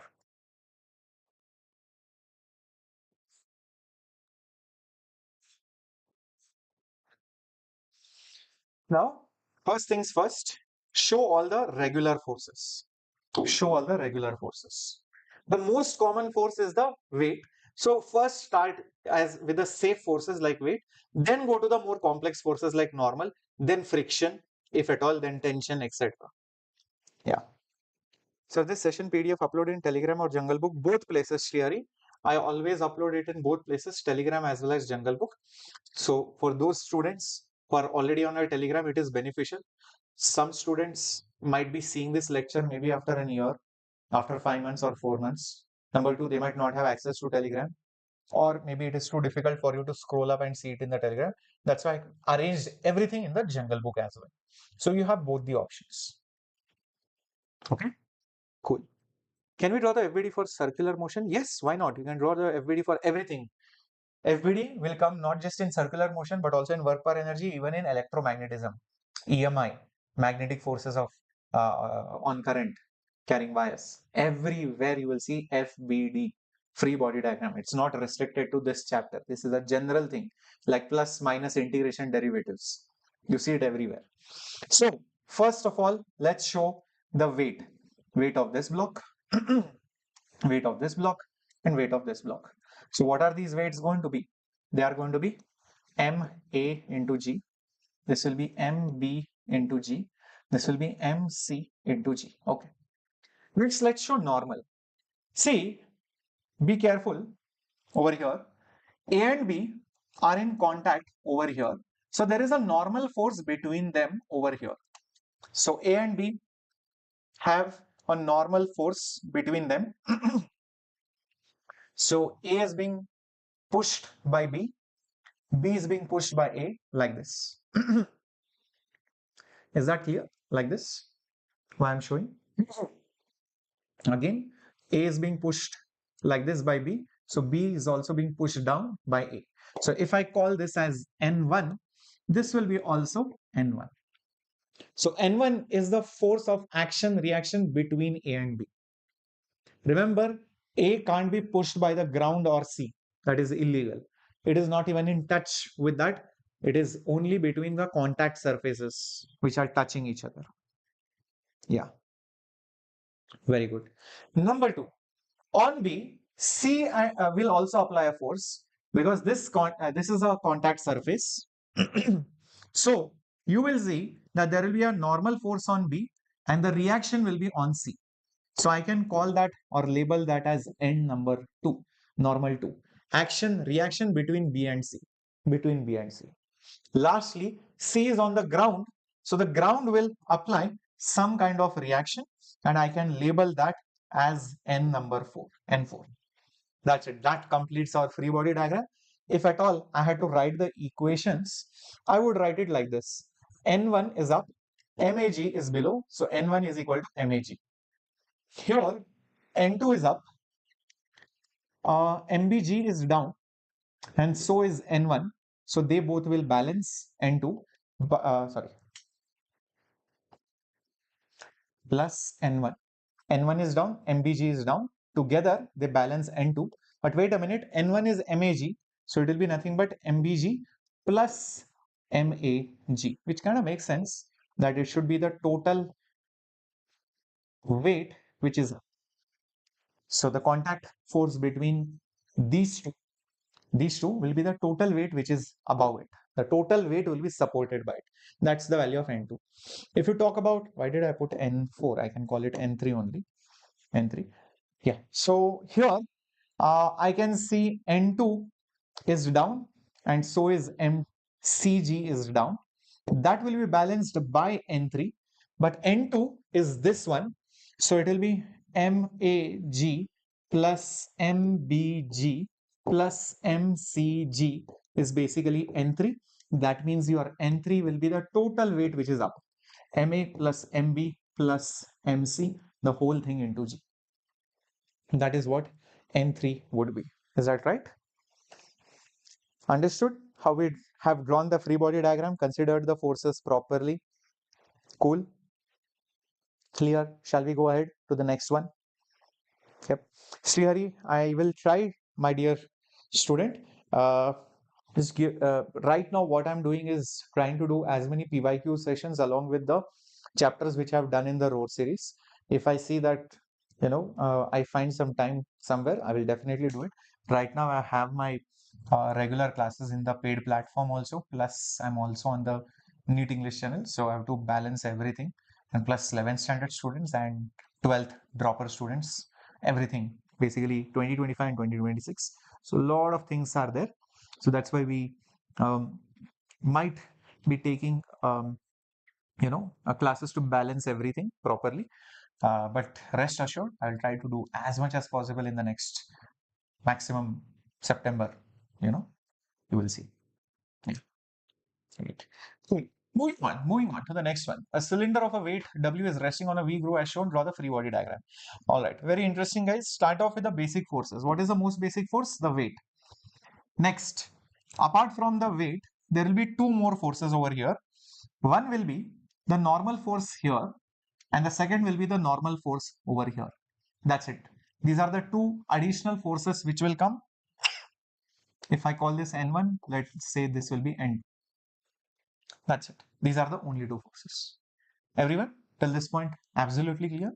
Now, if at all I know what the angle is, if at all I know what the angle is over here as well as here, I can resolve the forces very, very easily. So if this is theta, this is theta. What happens is, observe carefully now. Observe carefully. This is that incline right over here.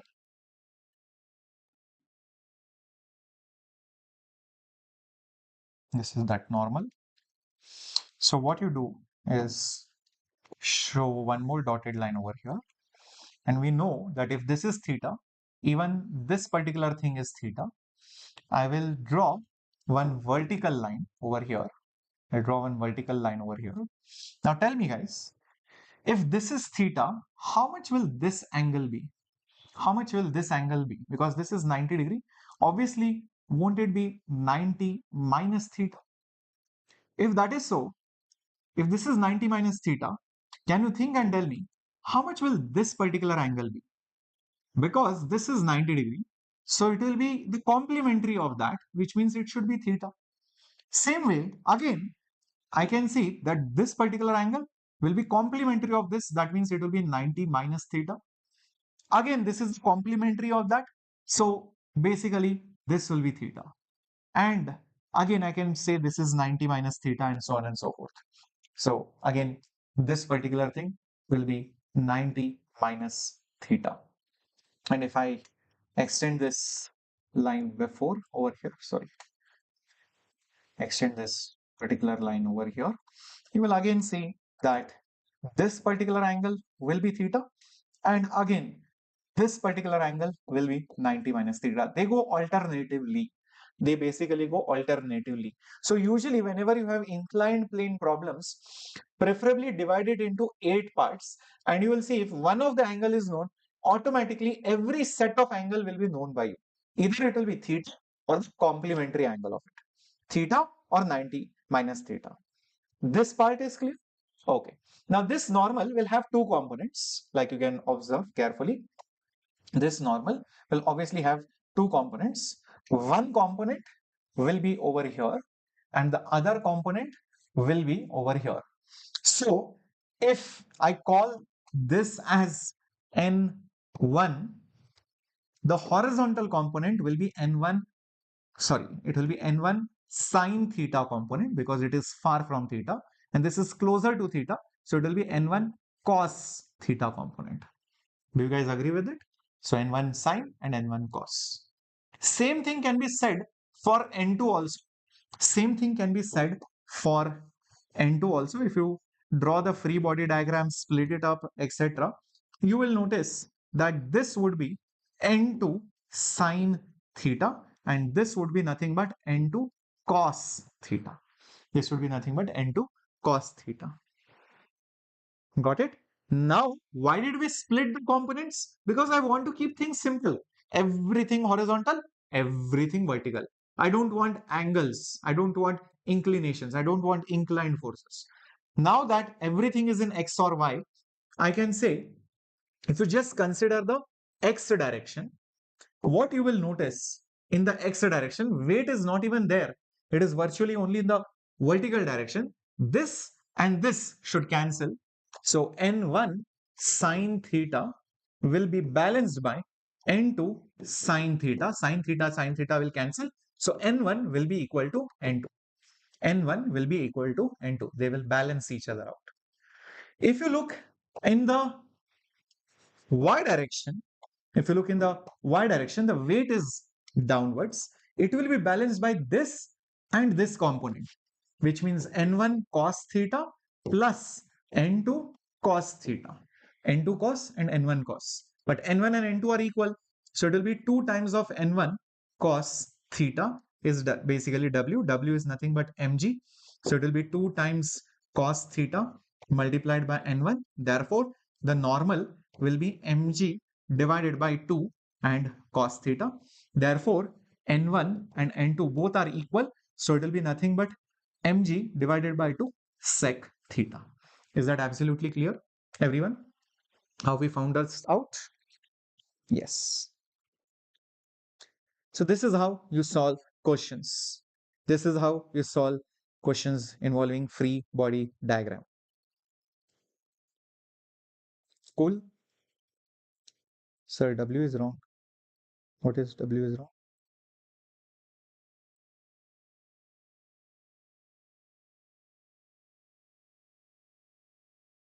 Why?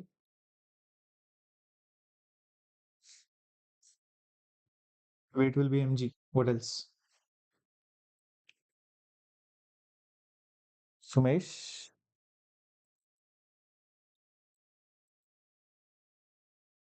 Nothing wrong, bacha. It is not sine theta, N2 sine theta. It is both are cos theta only. This diagram is same as this. It will be N1 cos theta and N2 cos theta. So N1 cos theta plus N2 cos theta will be 2 times of N1 cos theta because N1 and N2 both are equal from here. So from this 2 times cos theta into N1, I can write it down. Weight is always the mass of this, okay, into G. Here they have already given W. So if you don't want, you can also write it as W sec theta divided by 2 also. It's one and the same thing. It's one and the same thing. Is that clear till this point? Sumesh, Pakka, check this out. Nothing wrong over here.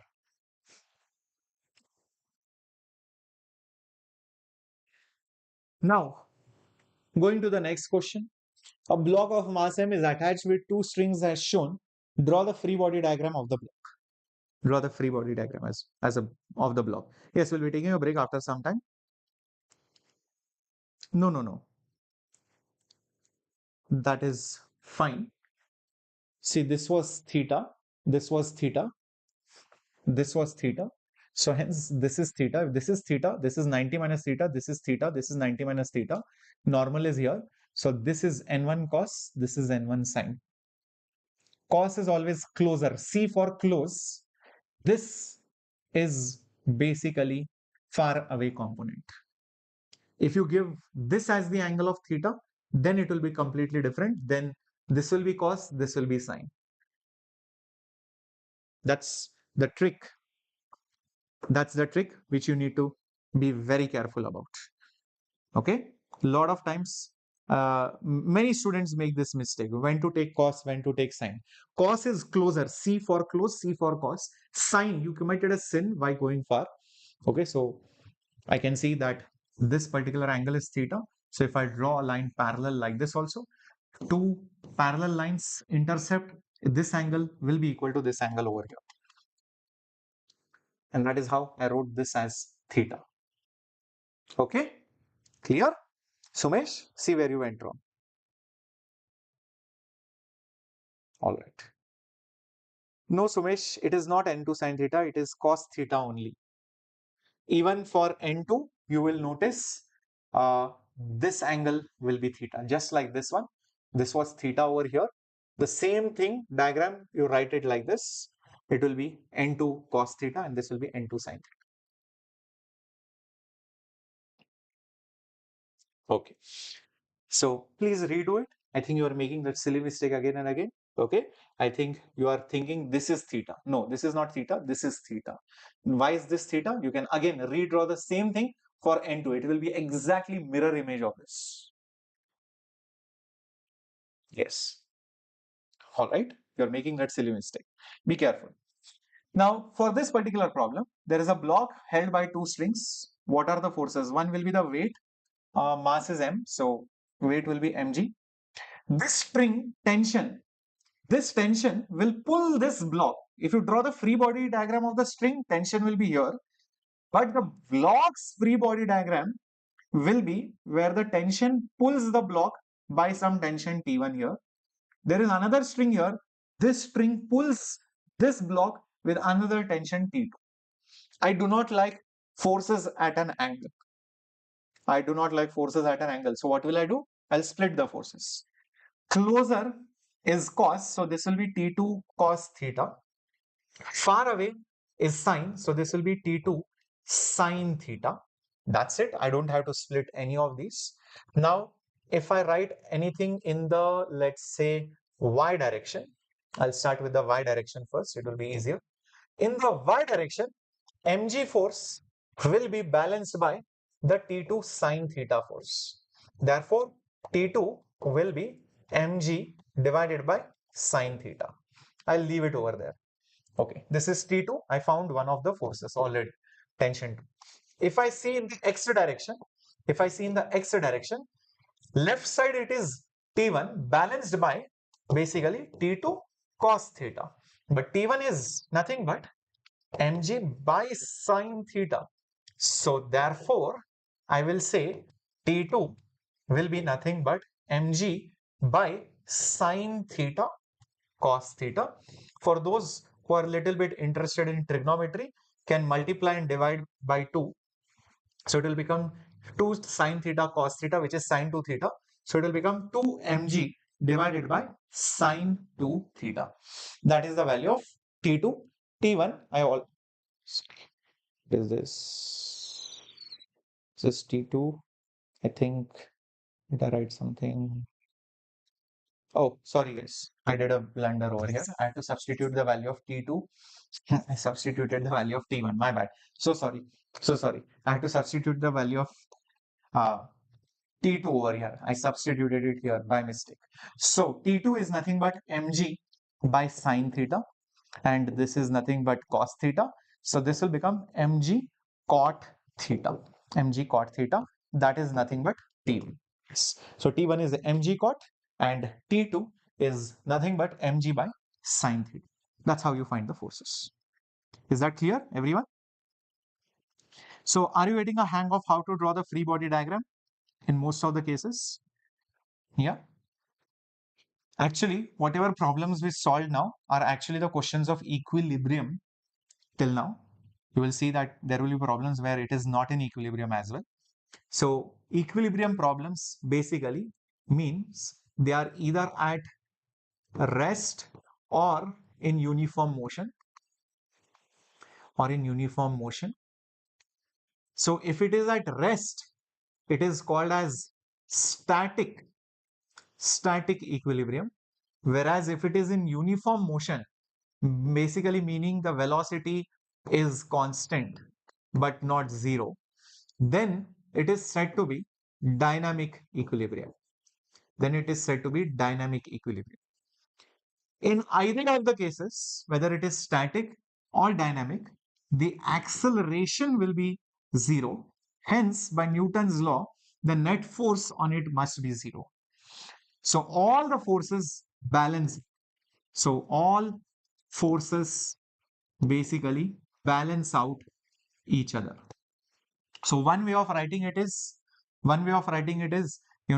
net force in the x direction is zero, net force in the y direction is zero, net force in the z direction is zero, or you can alternatively say, you can alternatively say all the forces in the left side balance all the forces on the right side. You put all the forces on the left, all the forces on the right, and write it on both sides of the equation. Or all the forces going up balance all the forces going down. Or all the forces which are coming towards you balance all the forces which are going away from you. So either this or this, it's one and the same. So what we have been doing all this while, if you notice, what did we do? All the forces going up are being balanced by the forces going down. T2 sine up, mg down, so balanced. Same thing over here. All the forces going up, n1 cos and n2 cos, n2 cos and n1 cos up, and weight is going down. So they are balanced. So that's why I put equal to. So you basically balance the forces, on LHS and RHS one way, or you can put all the forces on one side and assume upwards as positive, downwards as negative, right side as positive, left side as negative, and then write it with sign convention. Either ways, you get the same answer. Okay. So I think I'll be covering the, uh, you know, part two of current electricity PYQs tomorrow. And I think PYQ of NLM will give it a small gap so that you to practice few questions and come for that particular 2024 JEE PYQ session. Okay. Now there are just problems, problems, and problems. Shall we begin? Shall we begin? Curiosity, I'm so glad. And which standard are you in curiosity right now?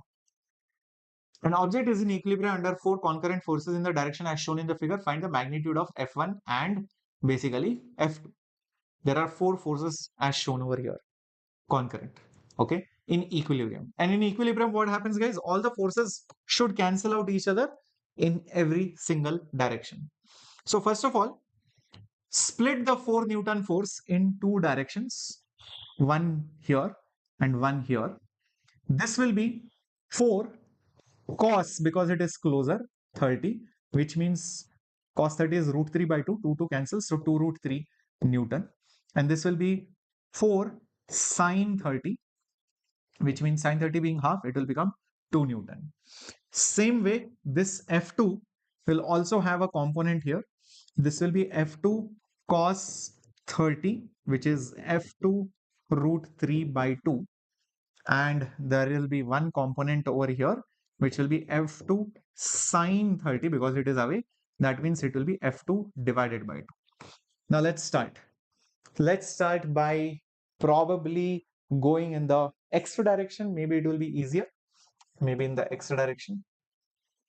In the x direction, if you notice carefully, there is only this force towards the left side, which is F2 root 3 by 2 towards the left side. Acting towards the right is 8 Newton and this 2 Newton. So 8 Newton and this 2 Newton acting towards the right side in the x axis. Nothing else is there.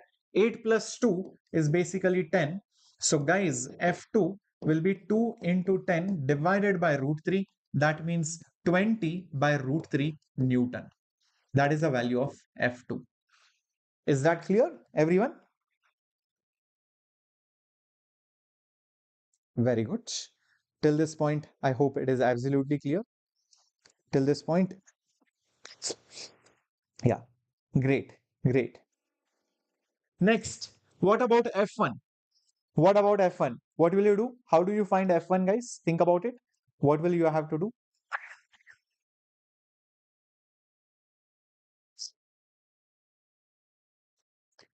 What will you have to do?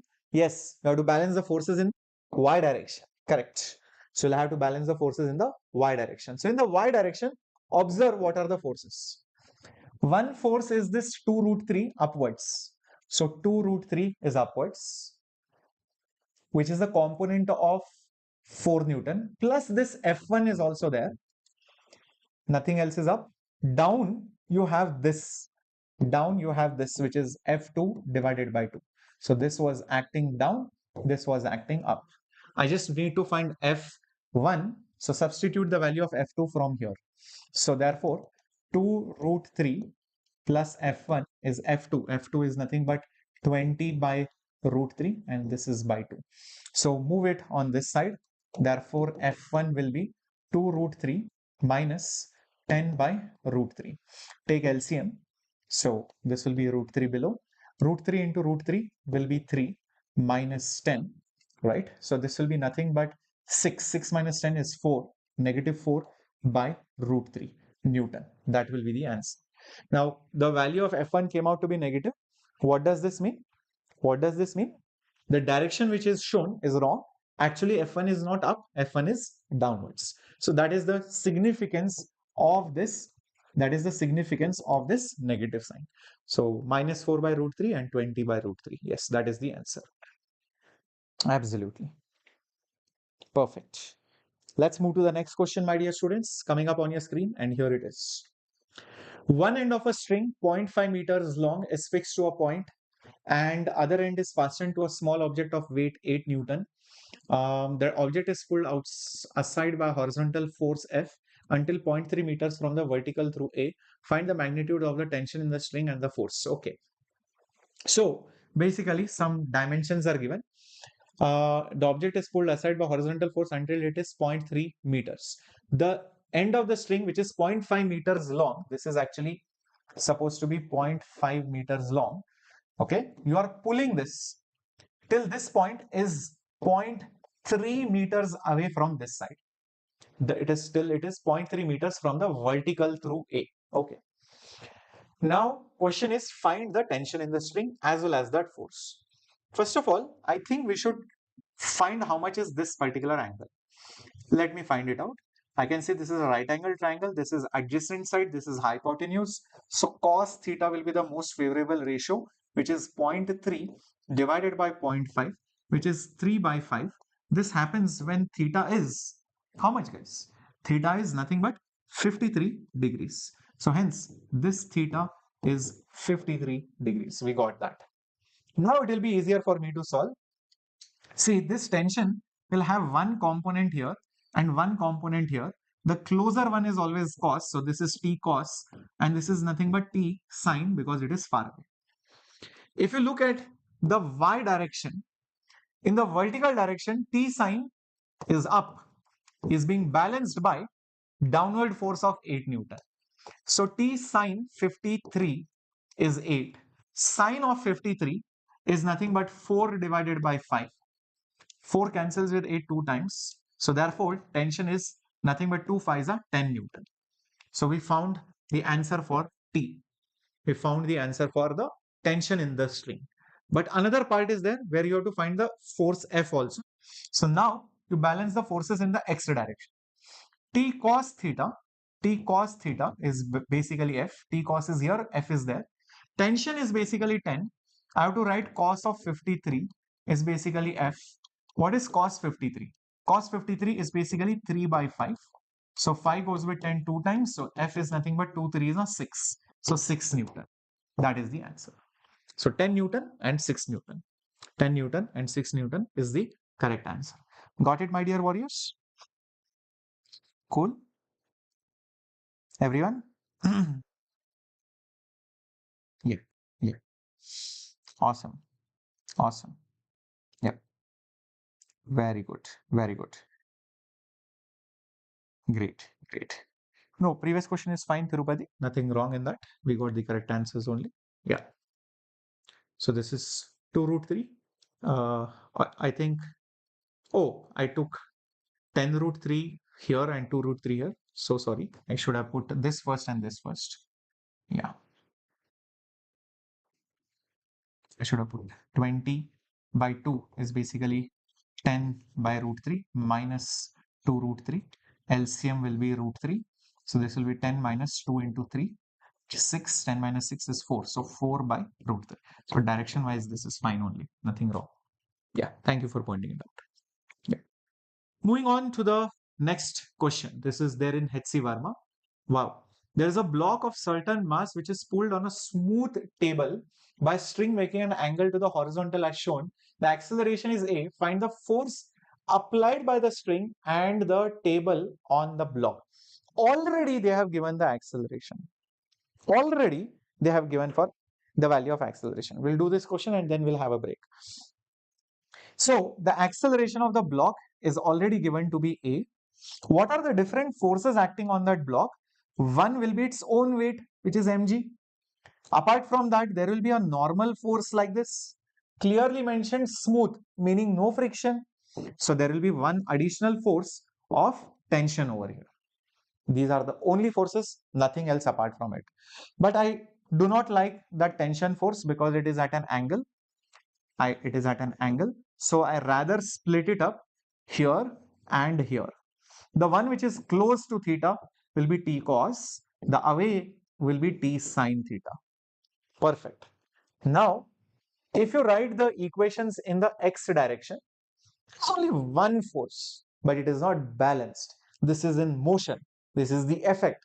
So this force causes this acceleration. To think of it like this, the force in the x direction, the force in the x direction causes the mass to accelerate in the x direction. How much is that force in the x direction? Well, it is T cos theta.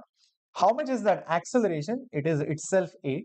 That means the tension will be ma by cos theta, which means it is ma sec theta. That is the answer for the tension in the string. That is the question. What is the force applied by the string? That means the tension in the string. So that part we have found. Find the force applied by the string. That part we have done. Now let's do for the y-axis, because the table on the block normal is asked. A lot of you might think normal is mg, but no, it is not mg, because there is a component of tension in the y direction which will play a spoil sport. So it will not let normal balance mg. So you will see in the vertical direction, it is the normal plus t sine theta minus mg is equal to mass into acceleration in the y direction. So acceleration in the y direction. What's the acceleration in the y direction? It's 0. So it is a big fat 0. Therefore, normal will be equal to, take mg on the other side, minus t sine of theta. But I already wrote the value of tension. It is nothing but ma divided by cos theta. And this is basically sine theta as it is. So it will become mg minus ma tan theta. If you want, you can write m common, g minus a tan theta. That's it. That is the value of the normal force. M into g minus a tan theta.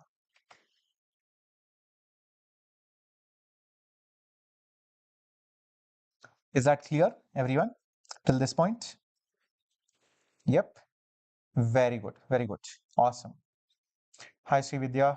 Karthik, this is an English channel. Yes, t sine theta plus n is equal to mg. Very good, Harborine. How sec theta? Please explain. Arlina, Jenny, I mean, just look at it in the x direction. There is only one component of tension, which is T cos theta, which is right over here. That is the only reason why it will accelerate in the horizontal direction. So the force is T cos mass into acceleration, which itself is A. Correct? So you had to find the value of tension. So bring that cos below. So 1 by cos is nothing but sec. 1 by sine is cosec. Cool? Marlena, Jenny, till this point, absolutely clear? You might have also seen this kind of question where there is just a single block of mass m and it is accelerating downwards, and find the acceleration. This kind of question, what you do is, the forces acting are one, normal force, and the second one is basically mg. These are the only two forces acting on the block trying to slide down a smooth surface. Now, in order to find the acceleration or the normal, what I will do is I will split one of the forces. Which one will it be? Will it be normal or will it be mg? I feel it is better to split mg because already normal is perpendicular to A, and I can take this as x, this as y. So automatically mg becomes the force at an angle. So what happens is, if this particular angle is theta, you will notice that even this is theta. How am I so sure about it? Use my trick of 8. Whenever you have an inclined line and a perpendicular versus this horizontal and vertical, you know the angle of inclination is theta. Leave one part of that figure go to the next part, that will be theta. Leave one part, go to the next part. Leave one part, go to the next part. Every alternate will be theta. Use this trick. Use this trick, my dear warriors. So you can clearly see between the normal and the vertical. Between the normal and the vertical, it will be theta. That's how quickly you can analyze, or else you will get lost in that geometry. Mahesh Ramesh, this will be for 1.5 hours till 9 o'clock around. Once you do that, you know this component will be mg cos theta. This component will be mg sine theta. That's it. So down the incline, if you write down the incline, if you see down the incline, there is only one force and it is mg sine theta. So mg sine theta is that force. And how much is the acceleration? I do not know. So mm cancels. So g sine theta is a, or acceleration is basically g sine of theta. You got that. If you write the equations perpendicular to the normal, if you write equations perpendicular basically or normal, then there is normal, there is mg cos, and there is no acceleration in the y direction. It is only accelerating like this. There is nothing like that. So that is why into 0. Therefore, normal will be, take it on the other side. It will be mg cos of theta. That's how you find the normal. That's how you find the acceleration. Chemics, yes, you're very late. Yep. Okay. So we will solve. Okay, this was done. We'll solve the next questions right from here. All right. After a small break. All right. We'll take a small break and then we'll continue.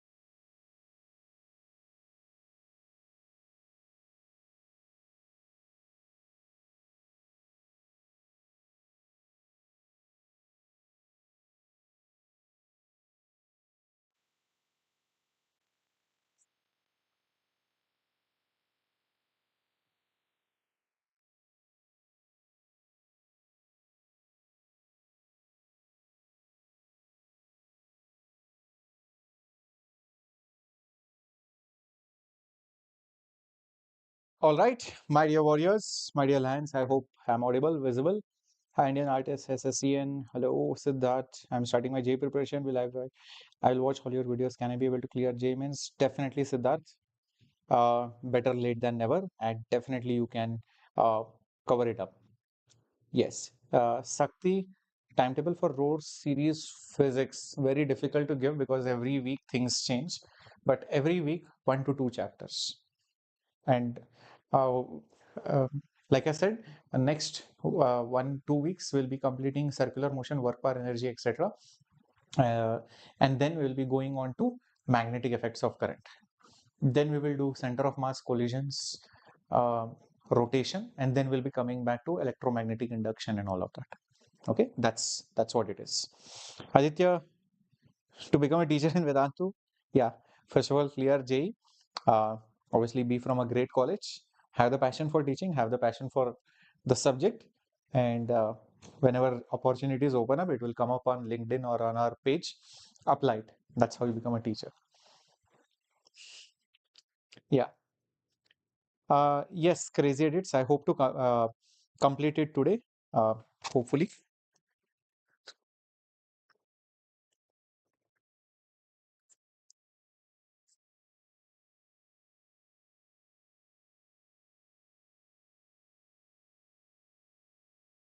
I wish I could do 2 hour classes, but unfortunately, it will not be possible because then if I do that, then our portion won't be completed on time. I want to do as much as possible in the little time that we have. That's why these marathons. Cool. Let's begin with the class. And here is the next question. Blocks of masses are placed side by side on a surface. A force is applied. Find the net force on the 2 kg block. Okay. Here, the choice of system plays a very, very important role, as you will see. If I want to find the force on the 2 kg block, well, net force on the 2 kg block, I think I can draw, or rather, I should draw only the free body diagram of 2 kg. This is your 2 kg block. There will be one weight acting on it downwards, of course, weight acting on it, which will be 2g, and there will be a normal force acting on it. 3 kg on 2 kg will apply a normal force like this. This 1 kg on the 2 kg will apply a force like this. These are the forces acting on the 2 kg block. As a result of all of this 2 kg block will be accelerating with some acceleration which I do not know. Now it is obvious that N1 and 2G will cancel because they will balance in the y direction. That's why N1 minus 2G will be 0, or rather N1 will be equal to 2G. So there is no net force in the y direction. But there is a net force in the x direction, which is causing that acceleration. So how much is that acceleration? I can find it out only by one thing, by taking this entire thing as a system. 3 plus 2 plus 1 will become 6 kg, and there is a force of 12 Newton. This system will accelerate. So force is mass into acceleration. Therefore, the acceleration is 2 meters per second square.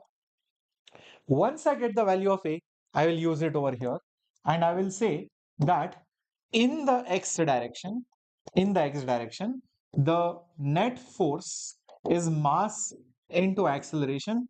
The net force in the x direction is mass into acceleration. Mass is 2, acceleration is 2, hence it is 4 Newton. So N2 is the larger force, N3 is the smaller force because N2 is in the direction of A, N3 is opposite to A. So N2 minus N3 is 4 Newton. So the answer is 4 Newton, which is correct, which is absolutely correct. Is that clear, my dear students? Yes, Nikhil. Time for questions. Similarly, if it was asked for 3 kg, you will do mass into acceleration. It will be 3 into 2, which is 6. If it was on 1 kg, 1 into 2, which is 2. So 2 Newton, 4 Newton, 6 Newton. That's the net forces on each of these blocks. Moving to the next question on your screen. Instead of blocks touching each other, these are blocks pulled by each other using strings. So that means there is a role of tension over here. 3 blocks connected with each other, light strings, that means ideal smooth surface. You apply 10 Newton, then find the tension T1. Again, the logic is, if you want to find T1, either find or draw the FBD of 2 kg or 3 kg. If I draw the free body of 3 kg, I will have T1 and T2, but T2 is not known. But if I draw the free body of 2 kg, I will only get T1 as an unknown, which is more practical to solve the problem. So I will solve the problem for 2 kg, but unfortunately I do not know the acceleration. No issues. Take the entire thing, take the entire thing only as a system, which is 2 plus 3 plus 5, which is then 10 kg. And the force on it, is how much? 10 Newton. So there will be some acceleration. So force is mass into acceleration. Mass is 10. Acceleration will naturally come out as 1 meter per second square. Once I get that, I will just consider the 2 kg block. I will just consider the 2 kg block. I will show that it has an acceleration of 1 meter per second square. Apart from that, there is a force of 10 Newton on this side and T1 tension on the other side. So the net force is mass into acceleration. Net force will be 10 minus T1 or T1 minus 10. Obviously, since it is going towards the left side, this should be larger than this. Leftward will be more to accelerate it. So the unbalance is towards the left side. So it should be 10 minus T1, not the other way around, is equal to mass into acceleration. Therefore, T1 will be 10 minus 2. Therefore, T1 will be 8 Newton force, which is the correct answer. Is that right? Option C for Captain Shreyas. Very good, Nikhil Harborai. Most of you got it. Straightforward. Awesome. Moving on to the next question. A dynamometer, D, meaning a device which measures the force. How do you measure the force? Use a spring and let it elongate. Based on the elongation, K into X is the force. Very simple. So spring can act like a device to measure the force. If you know how much is the extension or the compression and the value of the spring constant, multiplying them, you will get the force inside the spring. Okay, so there are forces F, 20, 10, masses 6, 4 are applied on the masses. The dynamometer will read how much? Okay, let's see. I think we'll have to solve this problem individually because the spring might be extending. So if I consider the left side mass, which is how much? 6 kg. So this is 6 kg. There is a force of capital F here, and there is spring force. Spring force is there. So I'll put Fs over here. Okay, apply to the masses. And the question is, how much will it read? There might be some amount of acceleration also involved over here. Let's say I call it A1. Similarly, if you consider the right side one, there is one force over here, small f, and there is another force over here, which is the same as the spring force, which is Fs, and there might be some amount of acceleration A2 over here. There might be some amount of acceleration A2 over here. Is this fine? Till this point? Clear absolutely? Great. Now, the question is, what is the reading of the dynamometer? Forces are given, masses are given, the dynamometer is attached, and the forces are applied. Here, if I solve it also, I have many unknowns. Spring force, A1 and A2. Spring force, A1 and A2. There are multiple unknowns over here. So there is something which we need to tackle even before this. Do you agree with it? I have only two systems, capital M and small m. Maximum I can get two equations, but the variables that I have, A1, A2 and Fs, they are three in number. So two equations, three variables doesn't seem solvable. So what do you do to solve this particular question? Is there something that we are missing? Is it something that we need to uh, figure out in this particular question? Thank you so much, Sri. Thank you so much. What will you do for solving this particular question? Think about it.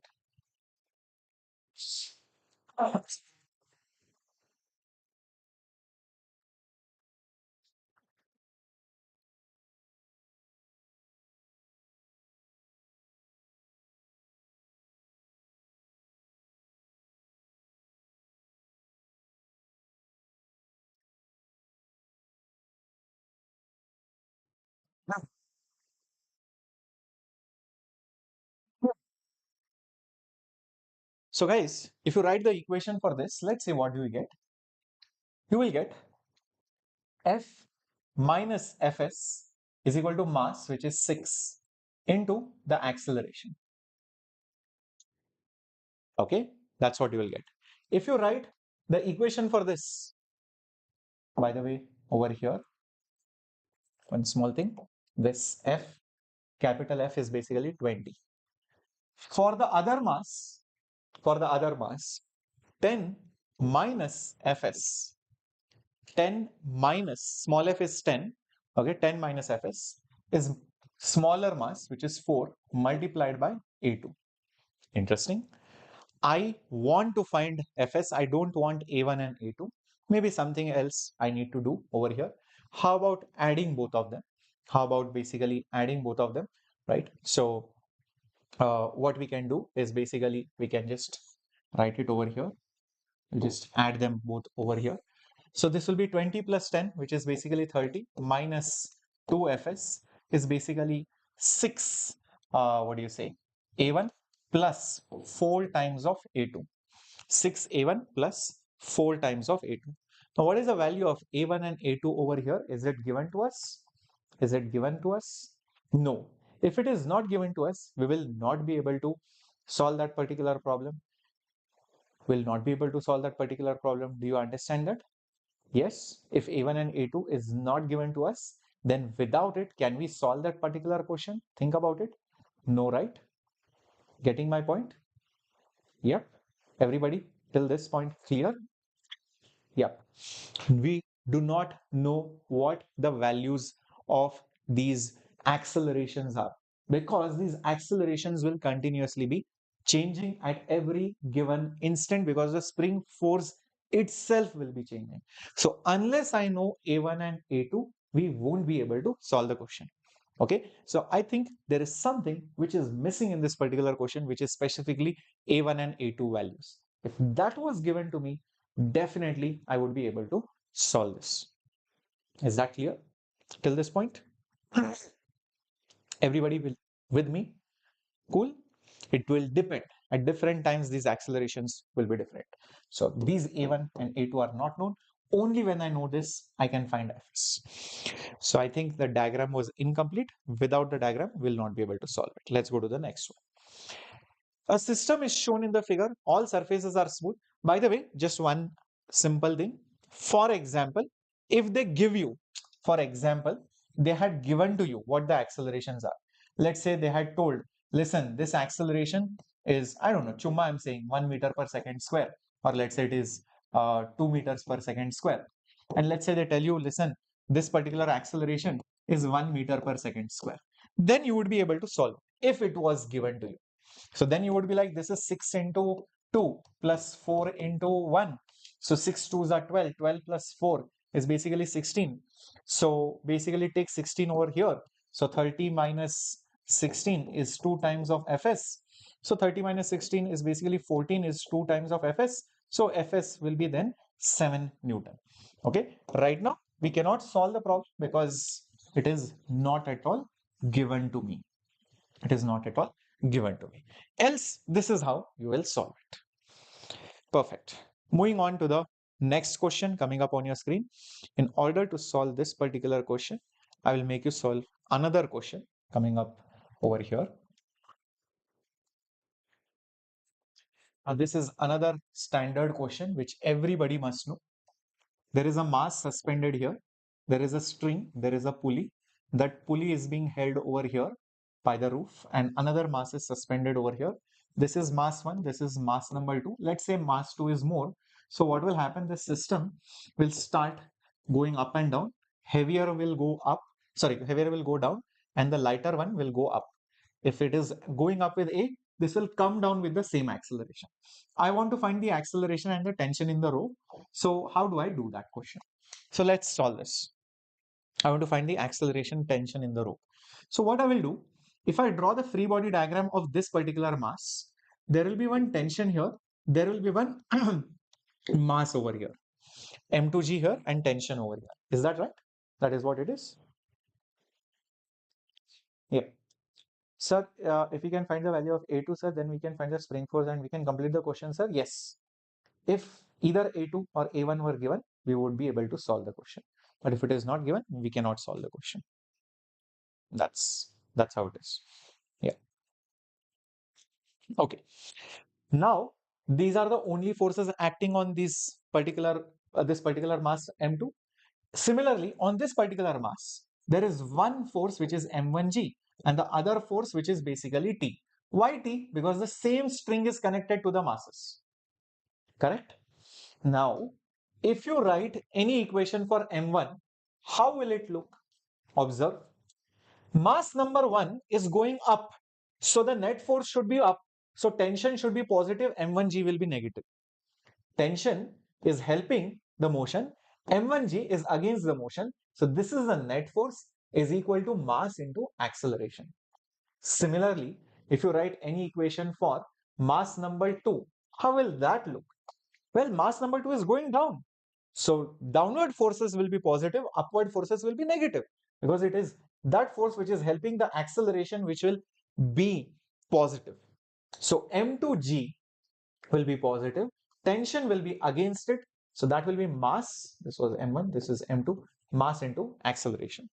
What is the next simple step that you will have to do? Obviously, add both of them. So when you add both these equations, T and T will cancel and you will be left with M2G minus M1G is equal to M1A plus M2A. A is common over here and I will get M1 plus M2. And over here, G is common, so I will get M2 minus M1. So naturally, the acceleration value will be G into M2 minus M1, the whole thing divided by M1 plus M2. So that part is done. So I have found the acceleration of that mass, either going up or down. That's the magnitude of it. Heavier will go down, lighter one will go up. Cool? Till this point, clear? Yeah. Tension is acting upwards, Nikhil. Yes. In spite of that, you will take it as negative. Why? Because it is against the acceleration. So all that you need to do is whenever you consider individual bodies, all the forces in the direction of acceleration which help it will be positive forces, which are against it will be negative forces. So check the direction of acceleration to decide whether it is positive or negative. That's why here tension was positive for this mass, but for this mass, tension was negative. That's something which you should learn from this problem. Cool? Clear? Shall we go ahead? Next part is basically to find the tension. How do I find the tension in this particular problem? Well, let's see. We can use any of these equations to find the value of tension. Let's say I use this particular equation. T minus M1G is equal to M1A. T minus M1G is equal to M1A. So therefore, tension will be equal to M1G plus M1 into A. But wait a minute, A, I just found it out right over here. So it was nothing but G into M2 minus M1, the whole thing upon M1 plus M2. So G is basically common.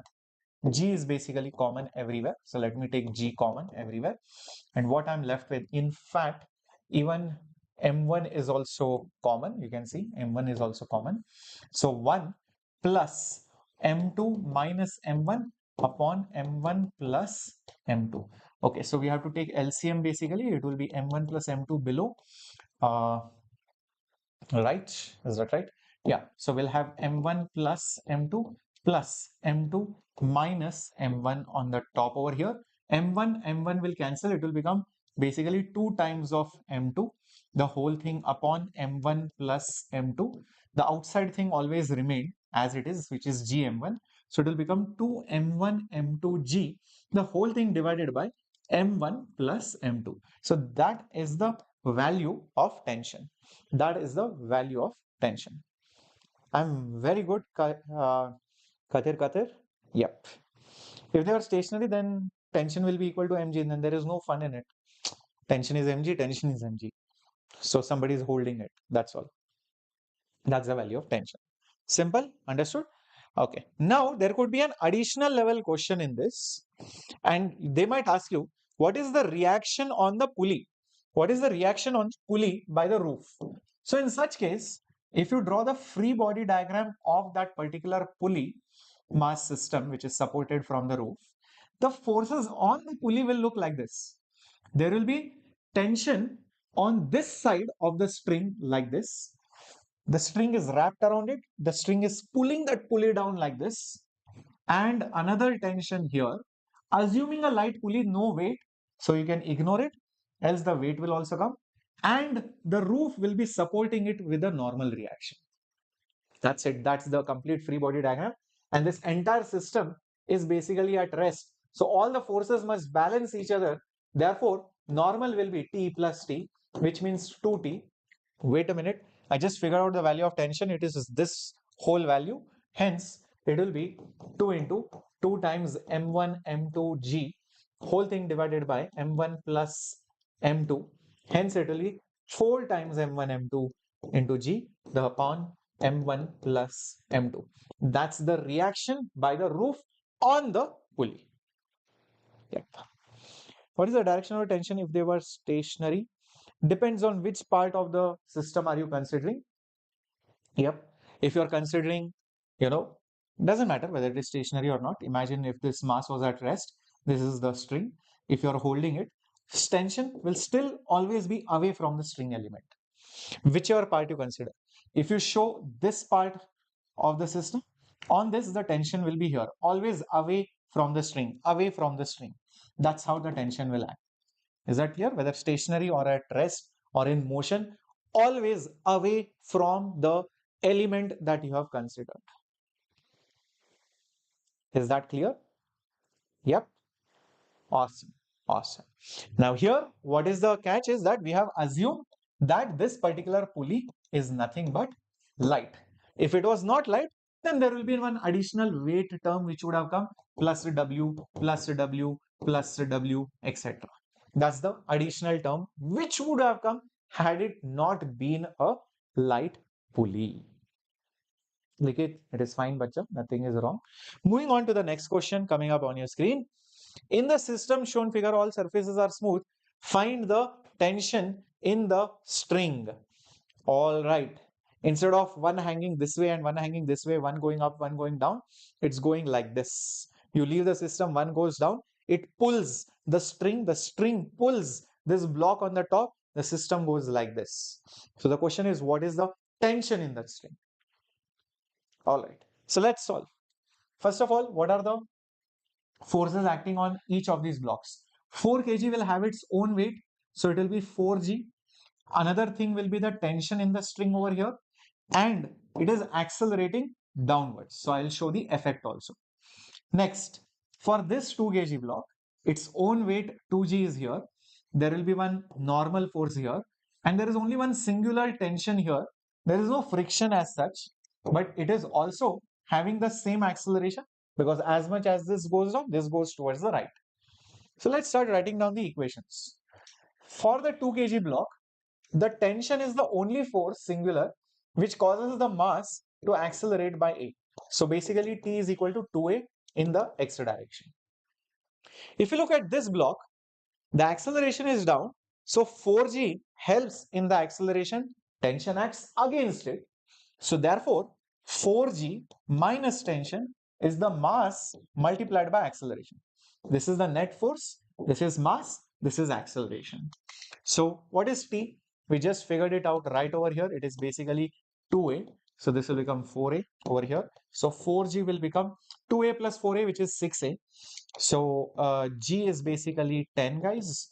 So 6 multiplied by a. So therefore a will be divided by 2. This will become 3. Divided by 2. This will become 2. So 20 by 3 meters per second square, but that is not what is asked. What is asked is the tension.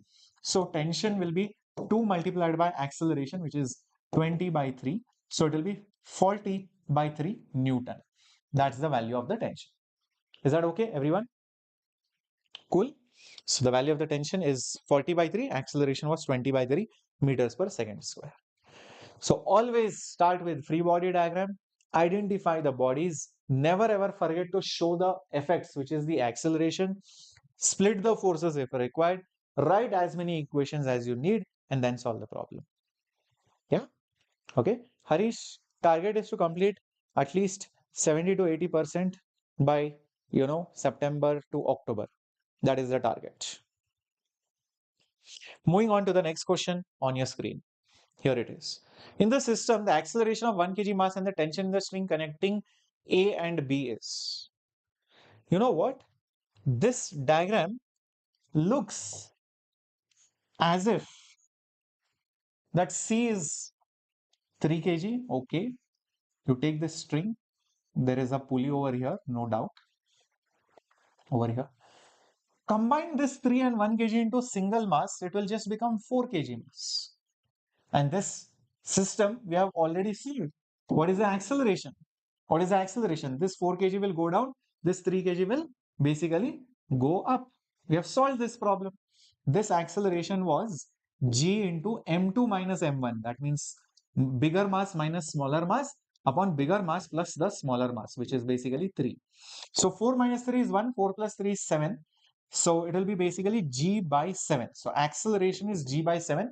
I can see g by 7 only in one option. Without even looking at the other thing, I can directly mark option C.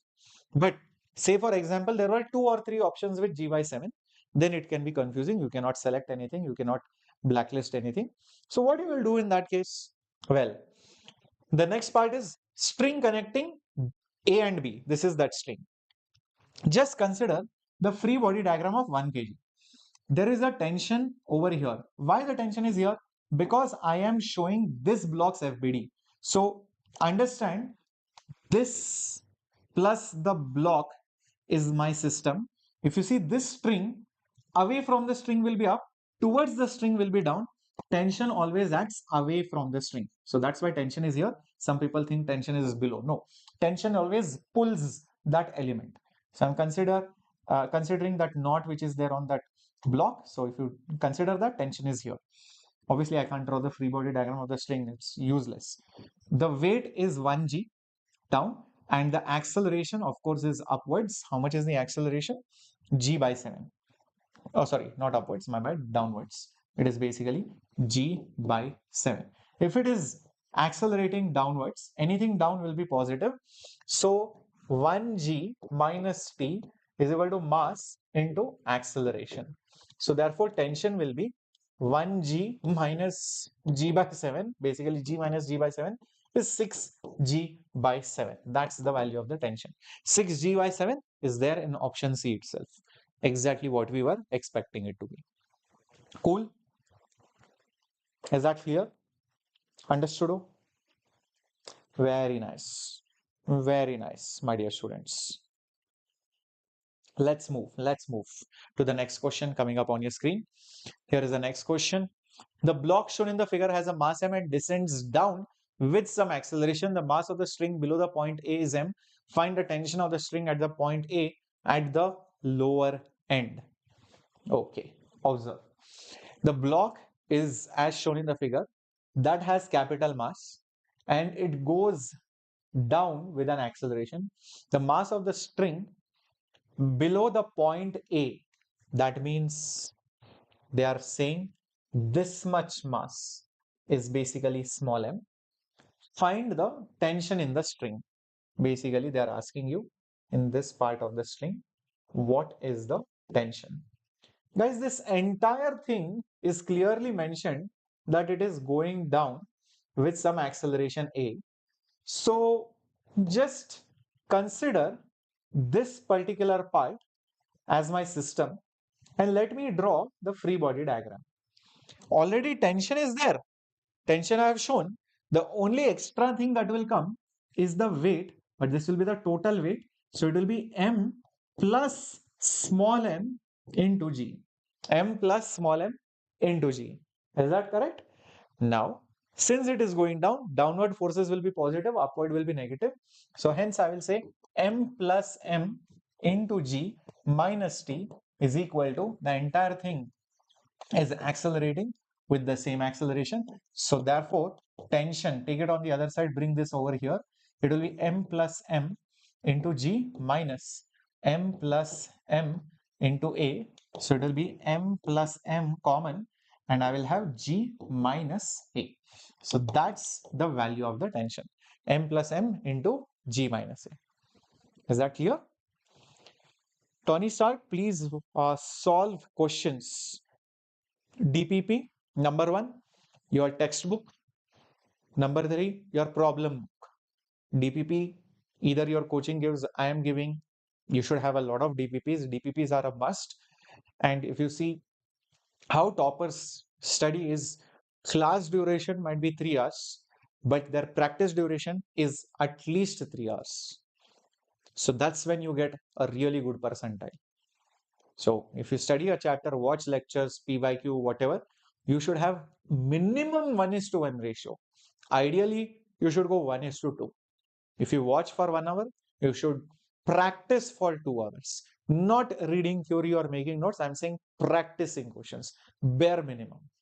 Then that will be the right amount of study that you will do. And always go from easy level to moderate, then above moderate, then JEE mains questions, then you extend your level to JEE mains and beyond, and then solve previous year JEE advanced question. So that is a step-by-step approach. Okay, so Tony sir, that means you need to solve more JEE mains PYQs. Then you need to solve those questions which are between mains and advanced. Then slowly go to very good advanced questions before you pick up previous year advanced questions. Directly, if you pick up a very good J advanced question, it will always be tough. So pick up something in between, the tough mains questions or the easy advanced questions, that middle questions. Then level up. In that advanced also, there are different categories. It is not like every advanced question is very difficult. Slowly push it up. Slowly. All right, so this is done. All right, perfect. So let's also see the concept of spring balance and weighing machine before we go ahead. You will see many questions like this. See guys, um, there was this famous puzzle.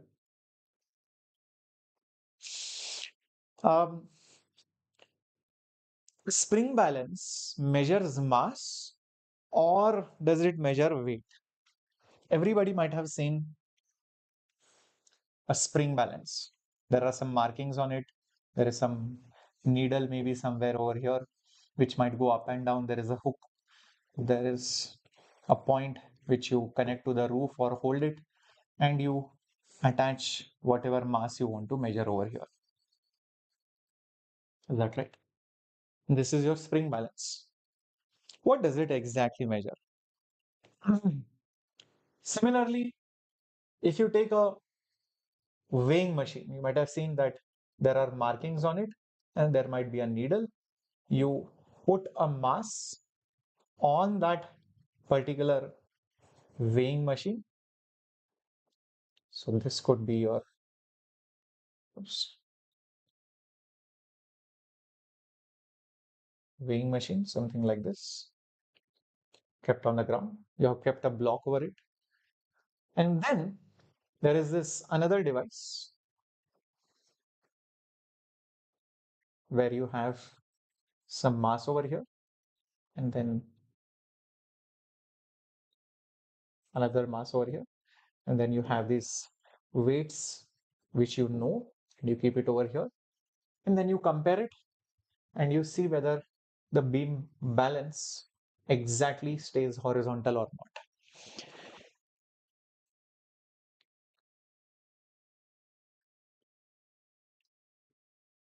STR, let me tell you, the situation is very, very bad outside right now. Uh, I mean, if you talk about not just IITs, everywhere, everywhere because of recession, many students who have even graduated from IITs are not getting a job. It's not because there is any problem with IITs. Some people are claiming some stupid reasons also. No, it's because there is a recession going on right now, and this recession is going to continue maybe for some more time. Nobody can predict that. So, ideally, in such a scenario, if you can afford to do a post graduation, do it. So that way you can postpone joining your job unless you have responsibilities. So that way, 2 years you will get a degree and higher qualification. By that time, we hope that the recession will go away and then you can get a placement. Otherwise, if you want to get a job, then you need to really work it out. It is not so simple. You need to probably undergo some courses, some skill training, some particular certificate which might be needed in a particular company, and make contacts, be in touch with many people, do some more internships, and slowly get pre-placement offer. So that is what I would advise. If you can do a dual degree, then it is better. Yeah. All of them measure mass, says Nikhil. I do not agree with that. No, they do not measure mass. It's only the beam balance which measures the mass, whereas these two always measure the weight. They always end up measuring the weight. Only this is the one which measures the mass. You know why? Imagine you take a beam balance on moon. You will still need the same counter weights to balance it. If you stand on a beam balance, even on Jupiter, Moon, Saturn, anywhere, you will see the beam balance will be balanced only when the masses on this side and masses on this side are same. That means it is measuring mass.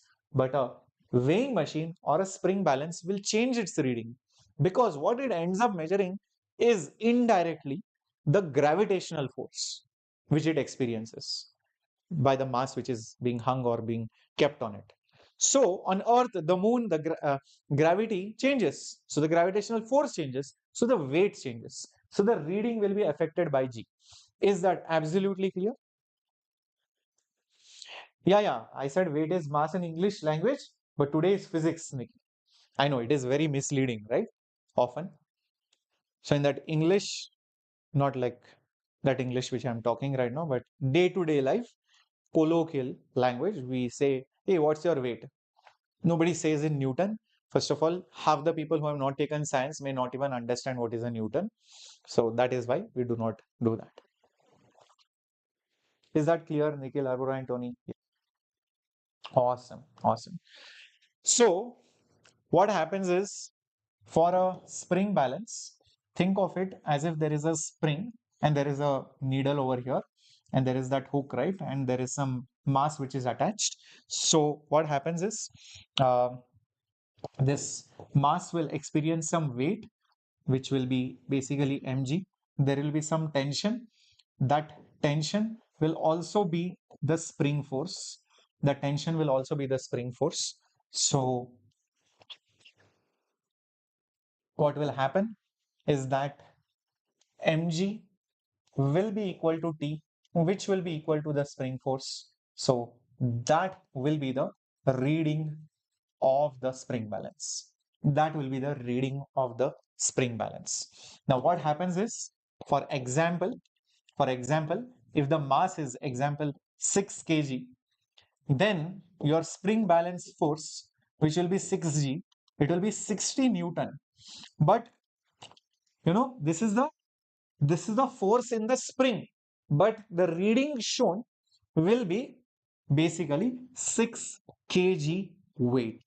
The reading shown will be 6 kg weight, because the markings on that scale, the markings on the scale will be such that if it is showing 60, they will remove 10.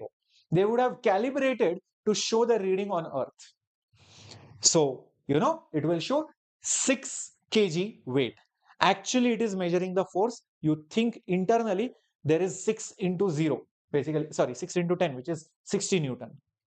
So that's the force which it is indirectly measuring. If you take the same spring balance on the moon, the gravity is 1/6. So the reading shown will be 1/6. It will end up showing 1 kg. So this will probably go up and it will only show 1 kg. It will not show 6 kg. Is that clear, everyone? Okay, perfect.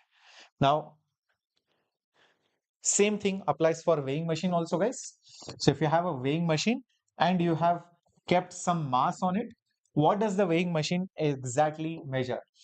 This mass will have its own weight, which is mg. There will be also a normal reaction by the weighing machine. So on the weighing machine, there will be a normal as a reaction. There will be a normal as a reaction if I consider this as my action. So the reading shown is always the normal force acting on it, which in this case is mg. The normal acting on the weighing machine from the top is the reading which it is going to show. So say for again example, if there is a person whose mass is example 7.5 kg, the reading shown will be 7.5 g, which is 75 newton, which is 7.5 kg weight. If the mass is 7.5 kg, it will show 7.5 kg weight. Actually, it is 75 newton force. If you stand somewhere else, the answer will be completely different. Okay, meaning on another planet. Is that clear, everyone, till this point? Awesome. So imagine this. If I give you this particular question, if you can solve it, I would be very, very happy. Imagine there is a spring balance over here. It's pretty much massless. Okay. And there is a pulley over here. And there is, 5, or let's say, yeah, let's take 5 kg. 5 kg mass over here. Again, there is a pulley over here. And now here also you have 5 kg mass over here. Can you tell me the reading shown in the spring balance? Can you tell me the reading shown in the spring balance, my dear students? Quickly think and tell me. Can you quickly think and tell me the reading shown in the spring balance? If we calibrate the spring balance to the moon's gravity, then we can find the mass in the moon correctly. Yes, Nikhil, correct. So the scale needs to be changed. So whatever markings are there, you need to rub it off and repaint it with the new spacing and new places where you will put those markings. Then it will show the correct reading. That is called as calibration. Correct. A lot of you might be saying 5 kg. Some of you might be saying 10 kg. Some of you might be saying 0. Yes, I was expecting that. 0 Newton. If you mark 0 Newton, very good. You guys are thinking like I wanted you to think, which is the wrong way. People think there is same force from both sides. Both the forces cancel and the answer should be 0.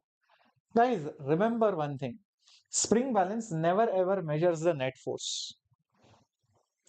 See, if you consider this spring over here, do you really think there is only one force, which is the weight? No, from the roof also there is a force. It should balance the weight. So it is W only, numerically. So net force on a spring is always 0. I mean, when you extend the spring, you will see that the forces will, cancel each other out. W from here, W from here. One is the supporting, other is the force which extends or compresses it. So don't think, if there are equal forces, they will cancel each other out. No, in fact, they are acting like a supporting and the other one is acting like a pulling or extending force. So think of this problem as if you're applying 5g Newton force here and 5g Newton force here. One is basically the support and the other one is used for the reading, basically by extension, by extending it. So guys, the answer is the reading will be nothing but 5g, which is 50 Newton, which is also 5 kg weight.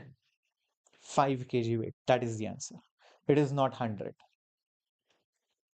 Thank you, Sujan, Sundar. Thank you so much. Means a lot. Sir, is this chapter important in the weightage of JEE mains?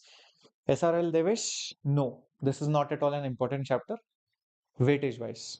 Number two, the concept of these concept from these topics of this chapter is useful everywhere. That is why it indirectly carries weightage. Number two. Number three, I made a video why nobody should watch such stupid videos of which chapters to skip at this point of time. When you have time, see, when you watch it in November or October, it is justified. I will only make that video. But right now, you have time. So don't even look at weightages. I know many students look for it because, and many people will make such videos also because you will get views. If I make, I can also give you right now 10 chapters to study and you will 100% get very good percentile, much more than 95. 10 chapters, more than enough. And everybody will start studying those chapters. But then you will be like, wait a minute, uh, now your plan will get automatically extended. Instead of completing 20 chapters in 4 months, now you'll be like, let me complete 10 chapters in 4 months. And you know how planning works. You plan for 10 chapters, but it will not happen. You will complete 6 chapters only. Then once the deadline comes, you'll be like, oh my God, I didn't do those 4 chapters. You will search for one more video where which topics are important, which is high weightage, which is low weightage. You will say something else. This is not important. That is not important. Again, you will skip few more chapters. So this process continues. You will lose confidence. You will not even do things as per plan, and you will end up skipping even more, and you will not get those desired percentiles. So that's why never bother about weightage, especially when you have time. Think as if you have to complete the entire syllabus. End of story.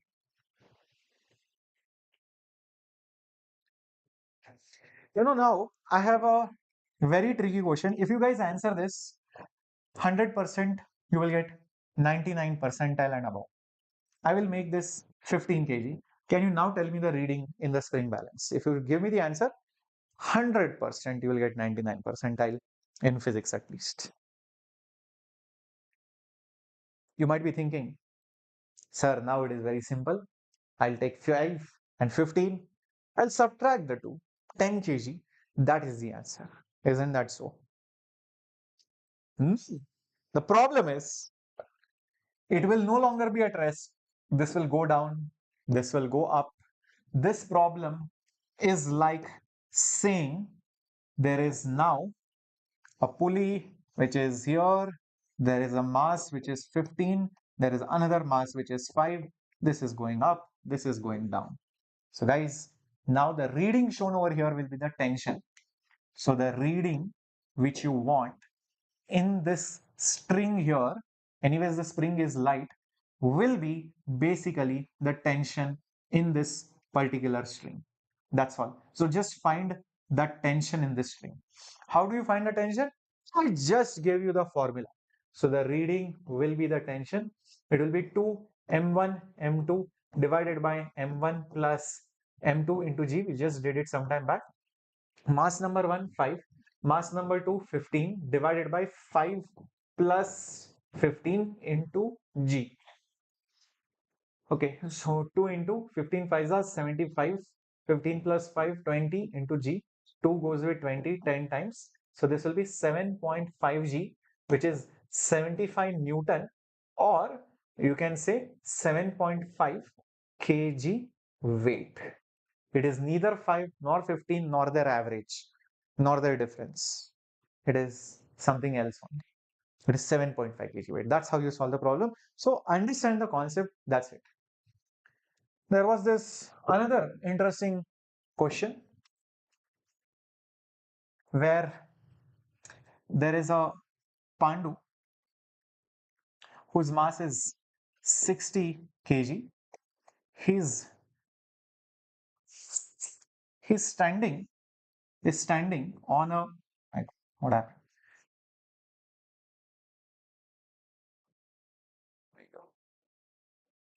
Is standing on a weighing machine. Is standing on a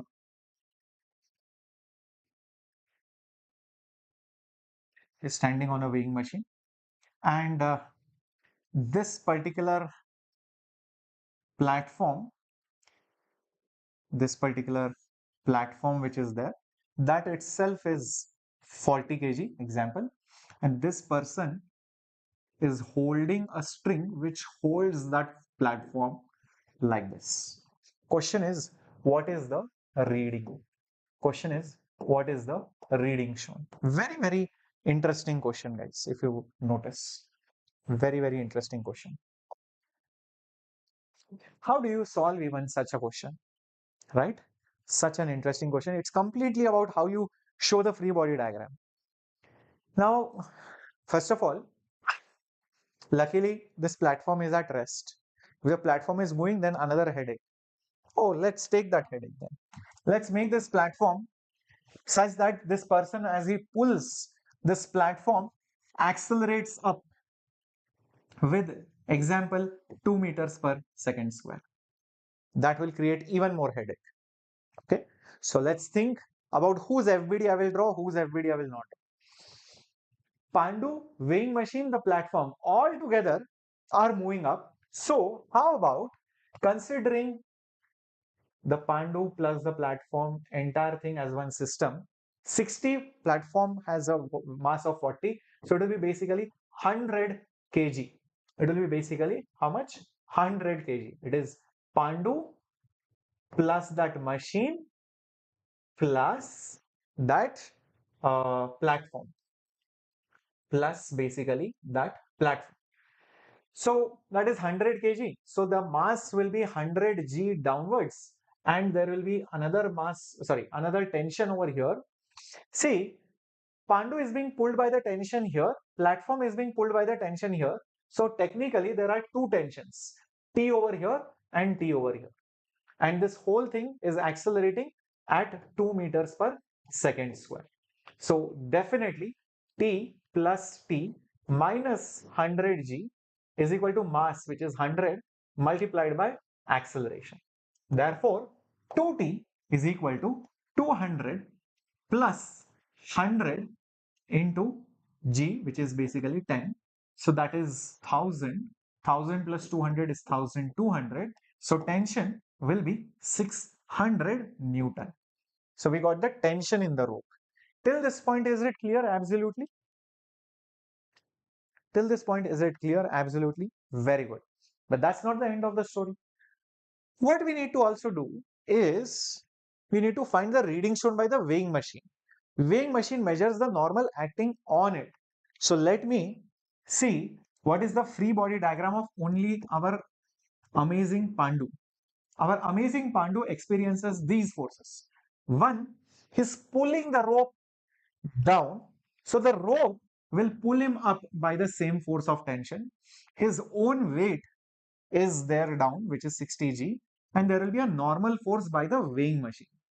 And the result of them is the acceleration upwards of 2 meters per second square. So if I show these forces and now write the equations, tension and normal will be positive, 60g will be negative. This is equal to mass times the acceleration. I want n, so n will be 60 into 2, 120. 60g on the other side as plus 60g minus the tension. So it will be 120 plus 60 into g is 600 minus tension, which is basically again 600. Yes. So 600, 600 cancels. What do I get? Normal as 120 newtons. 120 newtons, which is 12 kg weight. So the reading on the weighing machine will be 12 kg. Actual Pandu's mass is 60. Isn't it amazing? Isn't it amazing? Loved the type of question, guys. Clear how to solve these questions on weighing machine or spring balances?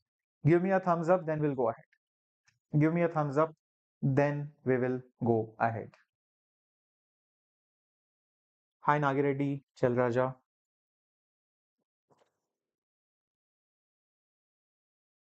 Yes, whatever doubt you can ask quickly. Don't say, sir, doubt. Just ask it. Okay, if it is relevant to the topic, I'll definitely answer. Great. So that was the concept of spring balance weighing machine versus beam balance. Beam balance, so anyways, measures mass. There was nothing great in that. Now let's come to this concept of pseudo force. Now, before going to pseudo force, we need to go to one more small thing, that is the frame of reference concept. How is A2? It was given in the question. It was given. The actual question only told that he is pulling it such a way that the entire thing is going up. Okay. Yes. Now, there is this concept of different frames of reference. Remember, frame of reference is nothing but your observational point of view. So it is an imaginary thing with some coordinate system, and you basically imagine an observer like our Pandu over here, who is sitting here, who makes all the observations. He also has a watch with him, and he observes maybe the Champa who is going here. This is our beautiful Champa going here. So this is the person being observed. This is our observer. This is our observer. So this is an imaginary concept. Now this observer, it's his wish or her wish to do whatever they want. They might be at rest, they might be flying up, they might be falling down, they might be accelerating, they might be moving with constant speed, they might be going in some weird curvy manner, they might be going in circular motion, they might be going in a parabolic motion. It's their wish. You can't decide what the observer does. The object under observation will do things as per the laws of physics. If Champa's wish is to walk towards this, she will walk. It's her wish. But she will follow all the laws of physics when those things are happening. Observer also has their own wish. So, depending on who the observer is, Newton's laws may be valid, may not be valid, meaning usually the forces acting on Champa will be like this, something is here, something is here. All these are the different forces acting on Champa. And as a result of this, maybe Champa has some acceleration. Maybe Champa has some acceleration. Maybe the acceleration is over here. That is the relative acceleration. That is the relative acceleration with respect to frame. So this is acceleration of the body relative to the frame. Relative to the frame. So normally you would say that all the forces, if you add them, what you should get is the mass of that Champa into acceleration of the Champa. This is what normally should happen, but it may not happen because it depends on this observer. So this is only true only if this is only true only if this is valid, only if this is something called as inertial frame, if it is an inertial frame.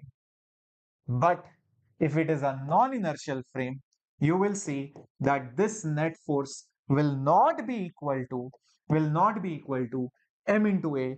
This is for a non-inertial frame. Non-inertial frame, meaning non-inertial observer. Now, what are these two kinds of observers? Non-inertial and inertial. Basically, Newton's laws are not valid. Newton's laws of motion are invalid in such a non-inertial frame. Essentially, what I mean to say,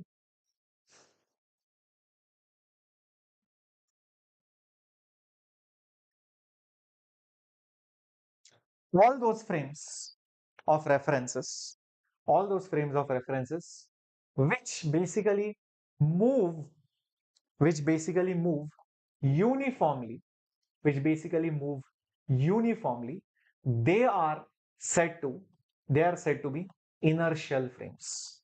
They are said to be inertial frames of reference, or the observer is said to be inertial observer. Move uniformly means constant velocity, no acceleration. Basically, they have no acceleration. Examples of that: Earth. Earth is an approximately inertial frame, or a car on the earth going at constant velocity. It's going on a straight road with the same speed.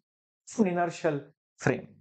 Or a lift going up or down, up or down with constant speed. Whenever speed is constant, velocity is constant, straight line motion, it is moving uniformly, it is said to be an inertial frame of reference. But when it does not happen, like you are sitting in a car which is accelerating, a bus which is braking, a, a bike which is turning, direction is changing, or suddenly jerk is there, all these are non-inertial frames.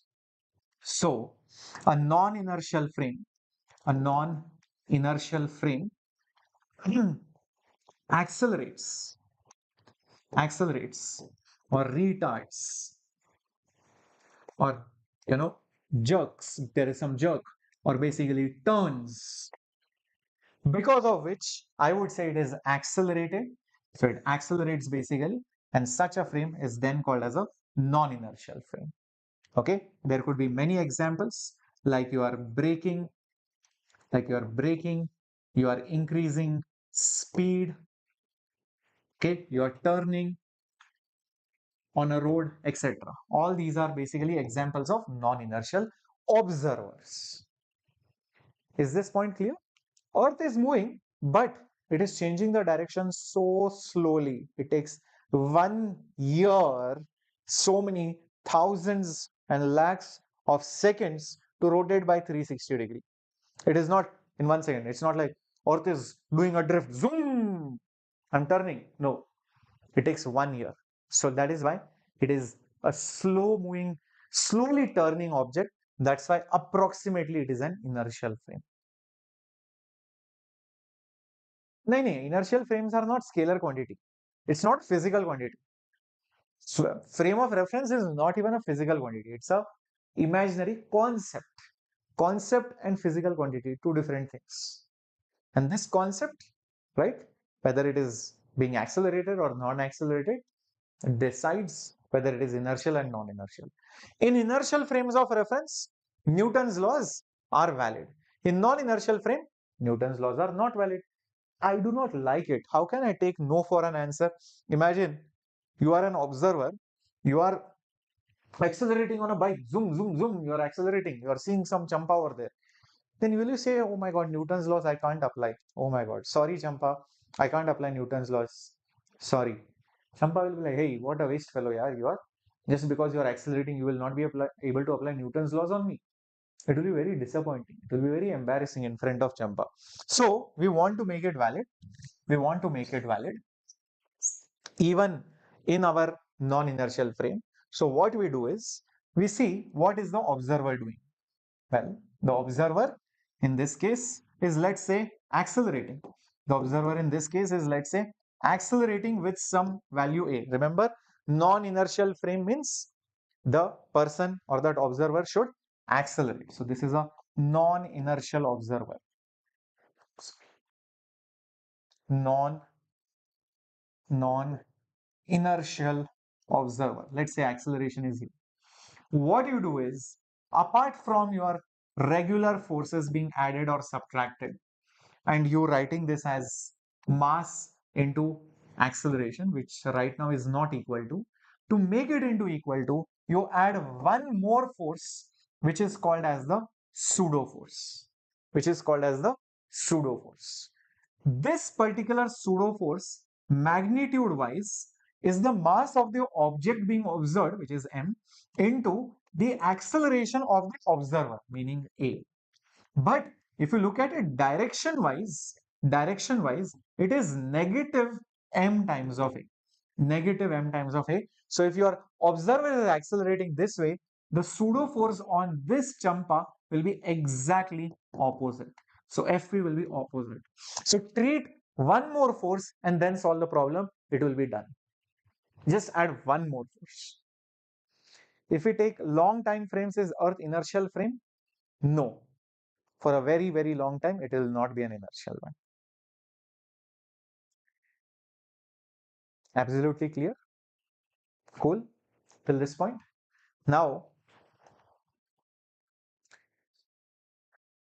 I will tell you how, without the knowledge of pseudo force, you know, it will be very difficult to solve the problems in many cases. Like for example, just imagine mm, you are a non-inertial observer. Okay, you are a non-inertial observer, and You are running with some acceleration a, and what you see is some object which is mass m, which is kept on the ground. You'll be like, what are the forces acting on the mass? One is its regular force, weight, so mg is there. Another is normal. That's it. No other thing. And this is at rest. This is basically at rest. So, if there was an observer over here who is also at rest, this would be an inertial observer. This would be an inertial observer. He can apply Newton's laws of motion. He will say, hey, wait a minute, normal and mg balance each other. So mass into acceleration. So left hand side is 0, right hand side is also 0. So Newton's laws of motion are perfectly valid. No issues at all. But look at this observer. He's running. He's accelerating this way. He will find the box going the opposite way. He will be like, wait a minute. On the box, there is normal and mg. Why is the box accelerating? There is no reason at all. There is no reason at all why this box should accelerate behind for him. He will think which force is acting on it. He will spend his entire life, but he can't find this force because it does not exist on me. So we introduce this false, fake, pseudo means false or fake force, and that false or fake force will be this way. You're like, oh, on paper only, this force is there, not really, is causing this mass to accelerate here with acceleration A. You're like, okay, now it is fine. In fact, this is the only force which you introduce which goes against your cause and effect order. Every time, because there is a force, that's why it accelerates. This is the first time you are seeing because it is accelerating, that's why you apply a force. That means this is not a real force. That means this is not a real force. Did you understand it? No, here we are not considering angular acceleration and all of that. We'll talk about rotational frame pseudo force, which is centrifugal in the circular motion chapter. Here we are talking about 1D motion objects going in translatory motion, not in rotational motion. Not just that, there is one more interesting thing. So I will tell you, this was the cause in this case, which caused this effect. It has changed the causality. Not just that, this is the only force which does not follow Newton's third law, if you think about it carefully. Pseudo force is applied on the box. If I call this as the action and then I ask you, who is the reaction? Many people I have heard them say, sir, the reaction is on the Pandu, so the pseudo force is here. I held my head like this. How can you show pseudo force on Pandu? Action reaction, guys, no, not valid at all. You cannot show pseudo force on Pandu because first of all, that force was not even there. So you cannot say Pandu applied the force. No, Pandu did not apply this pseudo force. It was just on paper. It's an imaginary thing just to make Newton's laws valid. So it does not follow the, Newton's third law. Yes, Janvi. Yes, Nitya, you can use it. In this video, the chapter won't be completed 100%. You can see the way things are going. As I think of completing a chapter, but I go with the flow and I see your responses and I see your understanding. I see how we are going with the chapter. And if it takes time, I take that time because I want that concept to be in your head. It's not about completing the syllabus, it's about uncovering the syllabus.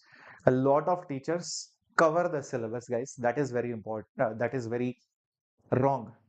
I mean, a physics teacher or any teacher for that matter, covering the syllabus is important. But what is more important is uncovering the syllabus. So I hope you understand the difference and support your Captain Shreyas sir in this course. right? So just to repeat what I just said, usually if I push an object, that's the cause, that's the force, it accelerates. But for this Pandu, he was just running in this direction. You see that box going there. He's like, why is that box going there? Why is it accelerating? Then he thought, hmm, there must be a fake force. So he applied the force after looking at the acceleration. So it is against your natural order. Usually, force is the cause, acceleration is the effect. Here, because of the acceleration, you are forced to apply the force. Second thing, it does not follow Newton's third law. So, third law is not obeyed by pseudo force. P is silent. Don't call it P pseudo. I heard some people saying, "Sir, this pseudo force is there." No, I'm like, who is this pseudo force? Guys, it is not pseudo force. It is pseudo force, like psychology and pneumonia. P is silent. Okay, Arlena. Hello, Chinambani. Everyone clear? Shall we go ahead? Hmm, awesome. Because of this, you get the concept of effective gravity, which is also very interesting. We'll just do this and the problems on that. We'll have a part two of Newton's laws of motion and friction. So we'll do friction and constrained motion, block on block problems, angle of repose, etc. together in the second part. Let me complete this concept and the problems on this. Okay, right now. Imagine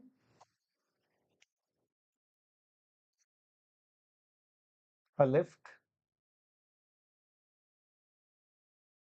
at rest and versus a lift going up or down.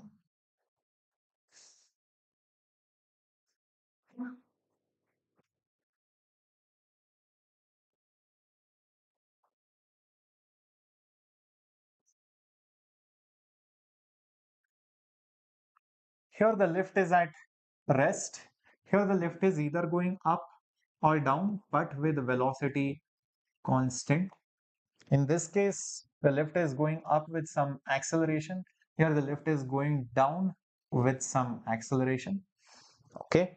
Now, in this particular scenario, you can obviously see both the lifts, if you consider them as observers, they are nothing but inertial observers or inertial frames of reference. But if you consider these two frames where the lift accelerates up or down, 100%, they are nothing but non-inertial observers or frames of reference. Non-inertial observers. So here we will need pseudo force, whereas here we won't. So imagine there is some object placed over here, somewhere here. Doesn't matter.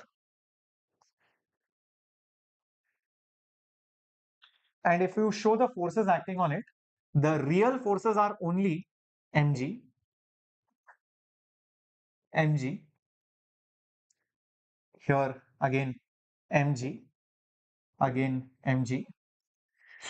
In this particular scenario, because it is inertial, no need of pseudo force, no other forces act. So what happens is, you will see that this particular object will definitely accelerate, will definitely accelerate, will definitely accelerate. And in either of the cases, you can directly say mg force is equal to our mass into acceleration. So acceleration is basically g. So this is basically our true gravity. That means if you leave something inside the lift, it will fall down with the acceleration due to gravity, which you would normally experience on Earth. That's why I'm saying true gravity, because it is not something different from g. I'm actually experiencing gravity. So if I stand inside the lift, I will experience my true weight inside the lift. But now in these situations, there will be an additional force, like you can guess. Pseudo force always acts, like I said over here also, always acts opposite to the observer's acceleration. So if the observer in this scenario is going up, the pseudo force, will be downward. In this case, acceleration down, so pseudo force is basically upward.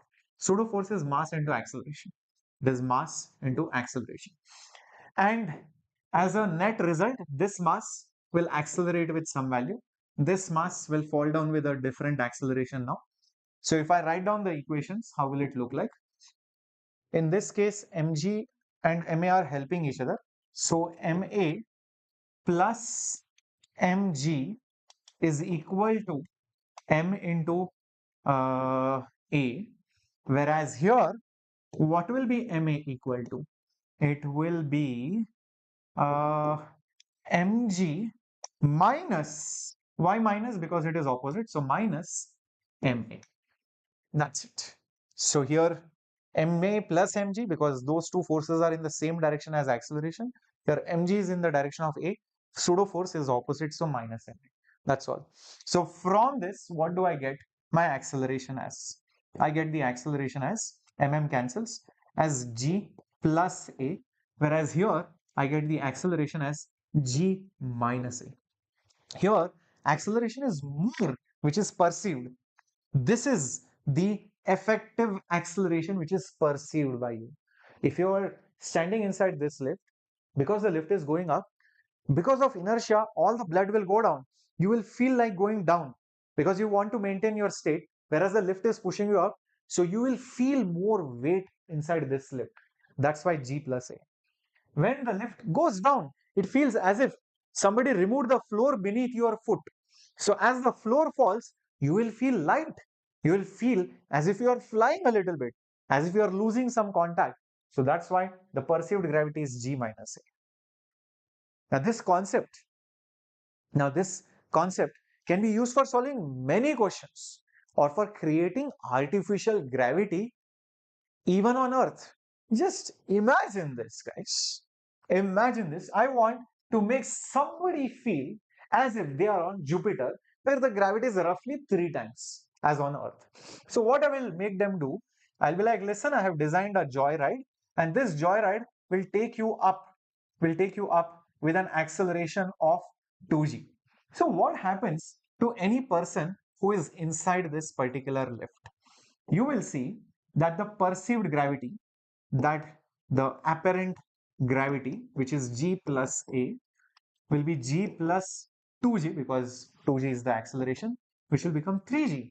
So he will feel as if his apparent weight is 3 times the weight on Earth. He will feel as if he's heavy. So you can feel as if you are on Jupiter.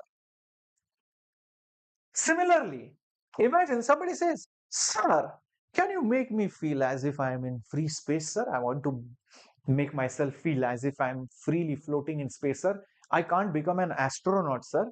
Sir, can you make me feel like an astronaut? I will be like, okay, fine. I'll do that for you. Very simple. I'll make you go inside a lift. I'll make you go inside a lift, and then the cable of that lift, I will cut it. I'll cut that cable inside that lift. So what will happen? That you are inside. Sorry, guys, I did this with you. Don't feel bad. Okay. And this lift will now fall down freely. It will be a free fall motion, acceleration g. So whatever perceived apparent acceleration will be there, it will be g minus a. So it will be g minus g, which is 0, which is like free space. So you will feel as if you are in free space. You are as if in free space. Isn't it amazing, guys? Also, imagine there is a problem with some lift, and this lift is going up with an acceleration of 4g, and somebody inside the lift has thrown this ball and it goes and hits over here with speed u, angle theta. If they mention that, listen, the width of the lift is w, can you find this w? I'll be like, yeah, why not? Guys, a lift going up, the apparent gravity, how much is the apparent gravity?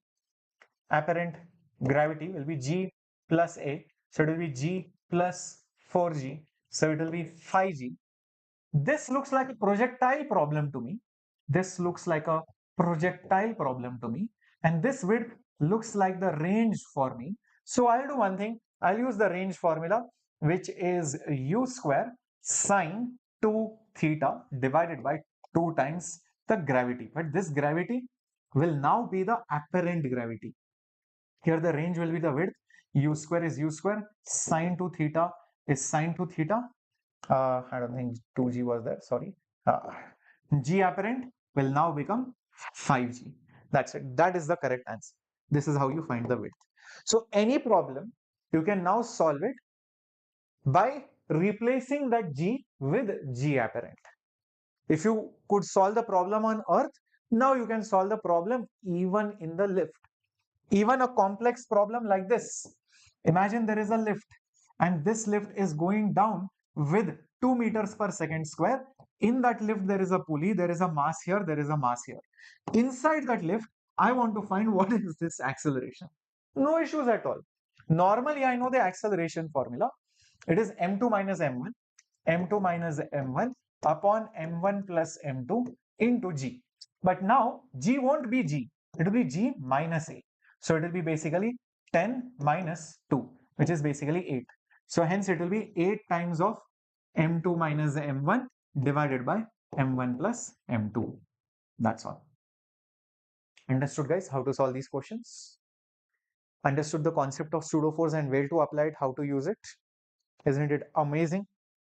All right, let's solve some questions based on complete pseudo forces. A pendulum is hanging from the ceiling of a car which has some acceleration with respect to the road. Find the angle made by the string with the vertical. Okay, is there a place? I don't think. Okay, fine. See, I'll explain you. This trolley is accelerating with some value. Because of that, if you hang a stone via a thread, because of inertia, the stone will move back. It will make some angle. The question is, what angle will it make? So in that moving frame, obviously it will be a non-inertial frame. It will be non-inertial frame. If you sit inside the moving truck because it is accelerating. If you show the forces acting on the bob of the pendulum, on the stone or the object, the forces will be one tension, like you can see over here. There is one tension, weight, and because you are accelerating here, pseudo force will be behind. So that is the reason why you will see the pseudo force will be exactly behind. These are the real forces. This tension and this mg, they are the real forces. Now it is making some angle over here, which is basically theta. Now inside that moving trolley, won't you see this particular bob at rest? If it is at rest, that means all the forces must be balanced. So that is the reason why you will say tension which has a component here in the horizontal direction, which is T sine theta here, will be balanced by the pseudo force, whose value itself is ma naught. So that is your T sine theta. And you'll also say in the vertical direction, which has T cos theta upwards, will be balanced by a downward force mg. Once you see this, clearly you can divide both of them. If you divide both of them, T cancels. Sine theta by cos theta is ma naught by mg. Cancels. So a naught by g is basically tan theta. That means theta is tan inverse of a by g. So this is the angle made by the bob behind. Angle made by the bob behind, so that it stays at rest in that moving truck. Is that clear, everyone?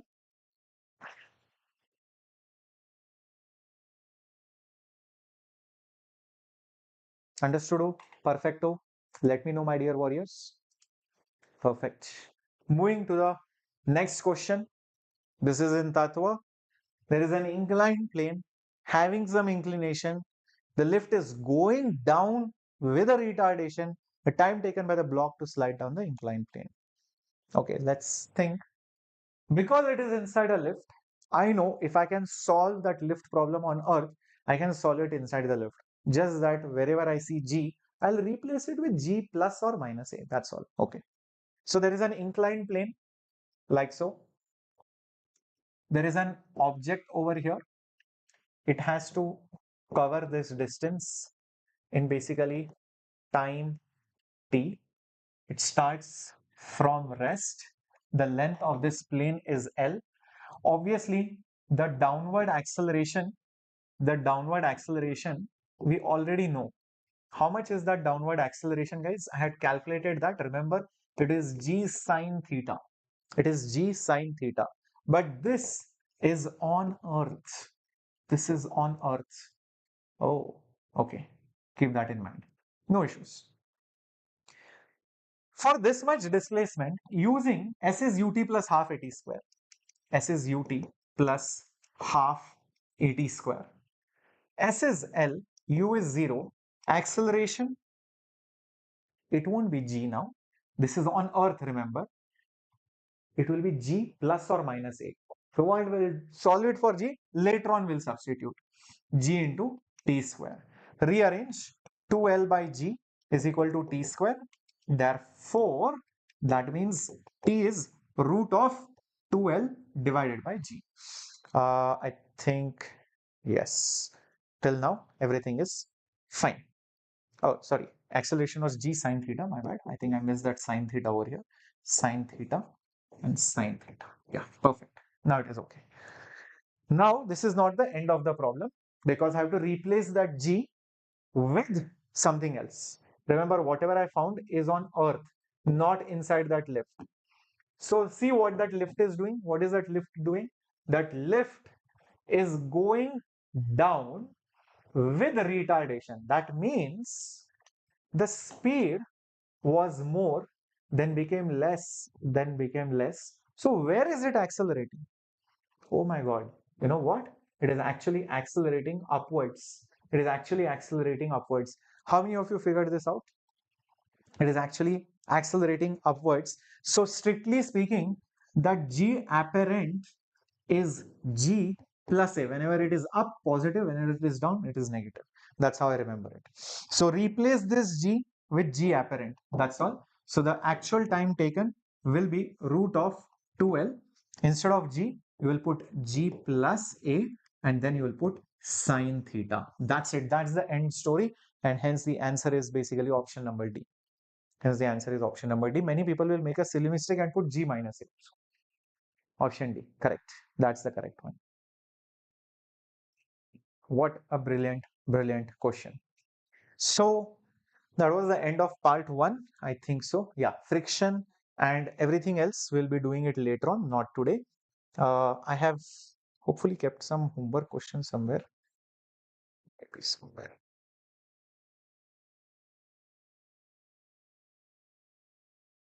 Yeah, I kept an homework question right over here. Try to solve this homework question and answer it in the comments. I want the answer in the comments, and then we'll start with part two in the days to come. Okay, we'll try to complete it this week only. Okay, and as far as possible. This is your homework question. Okay, answer will be there in the PDF later on. Cool. Yes, Priya, because of retardation, that's why the acceleration was opposite to the velocity. Correct. You can think of it like that. Awesome.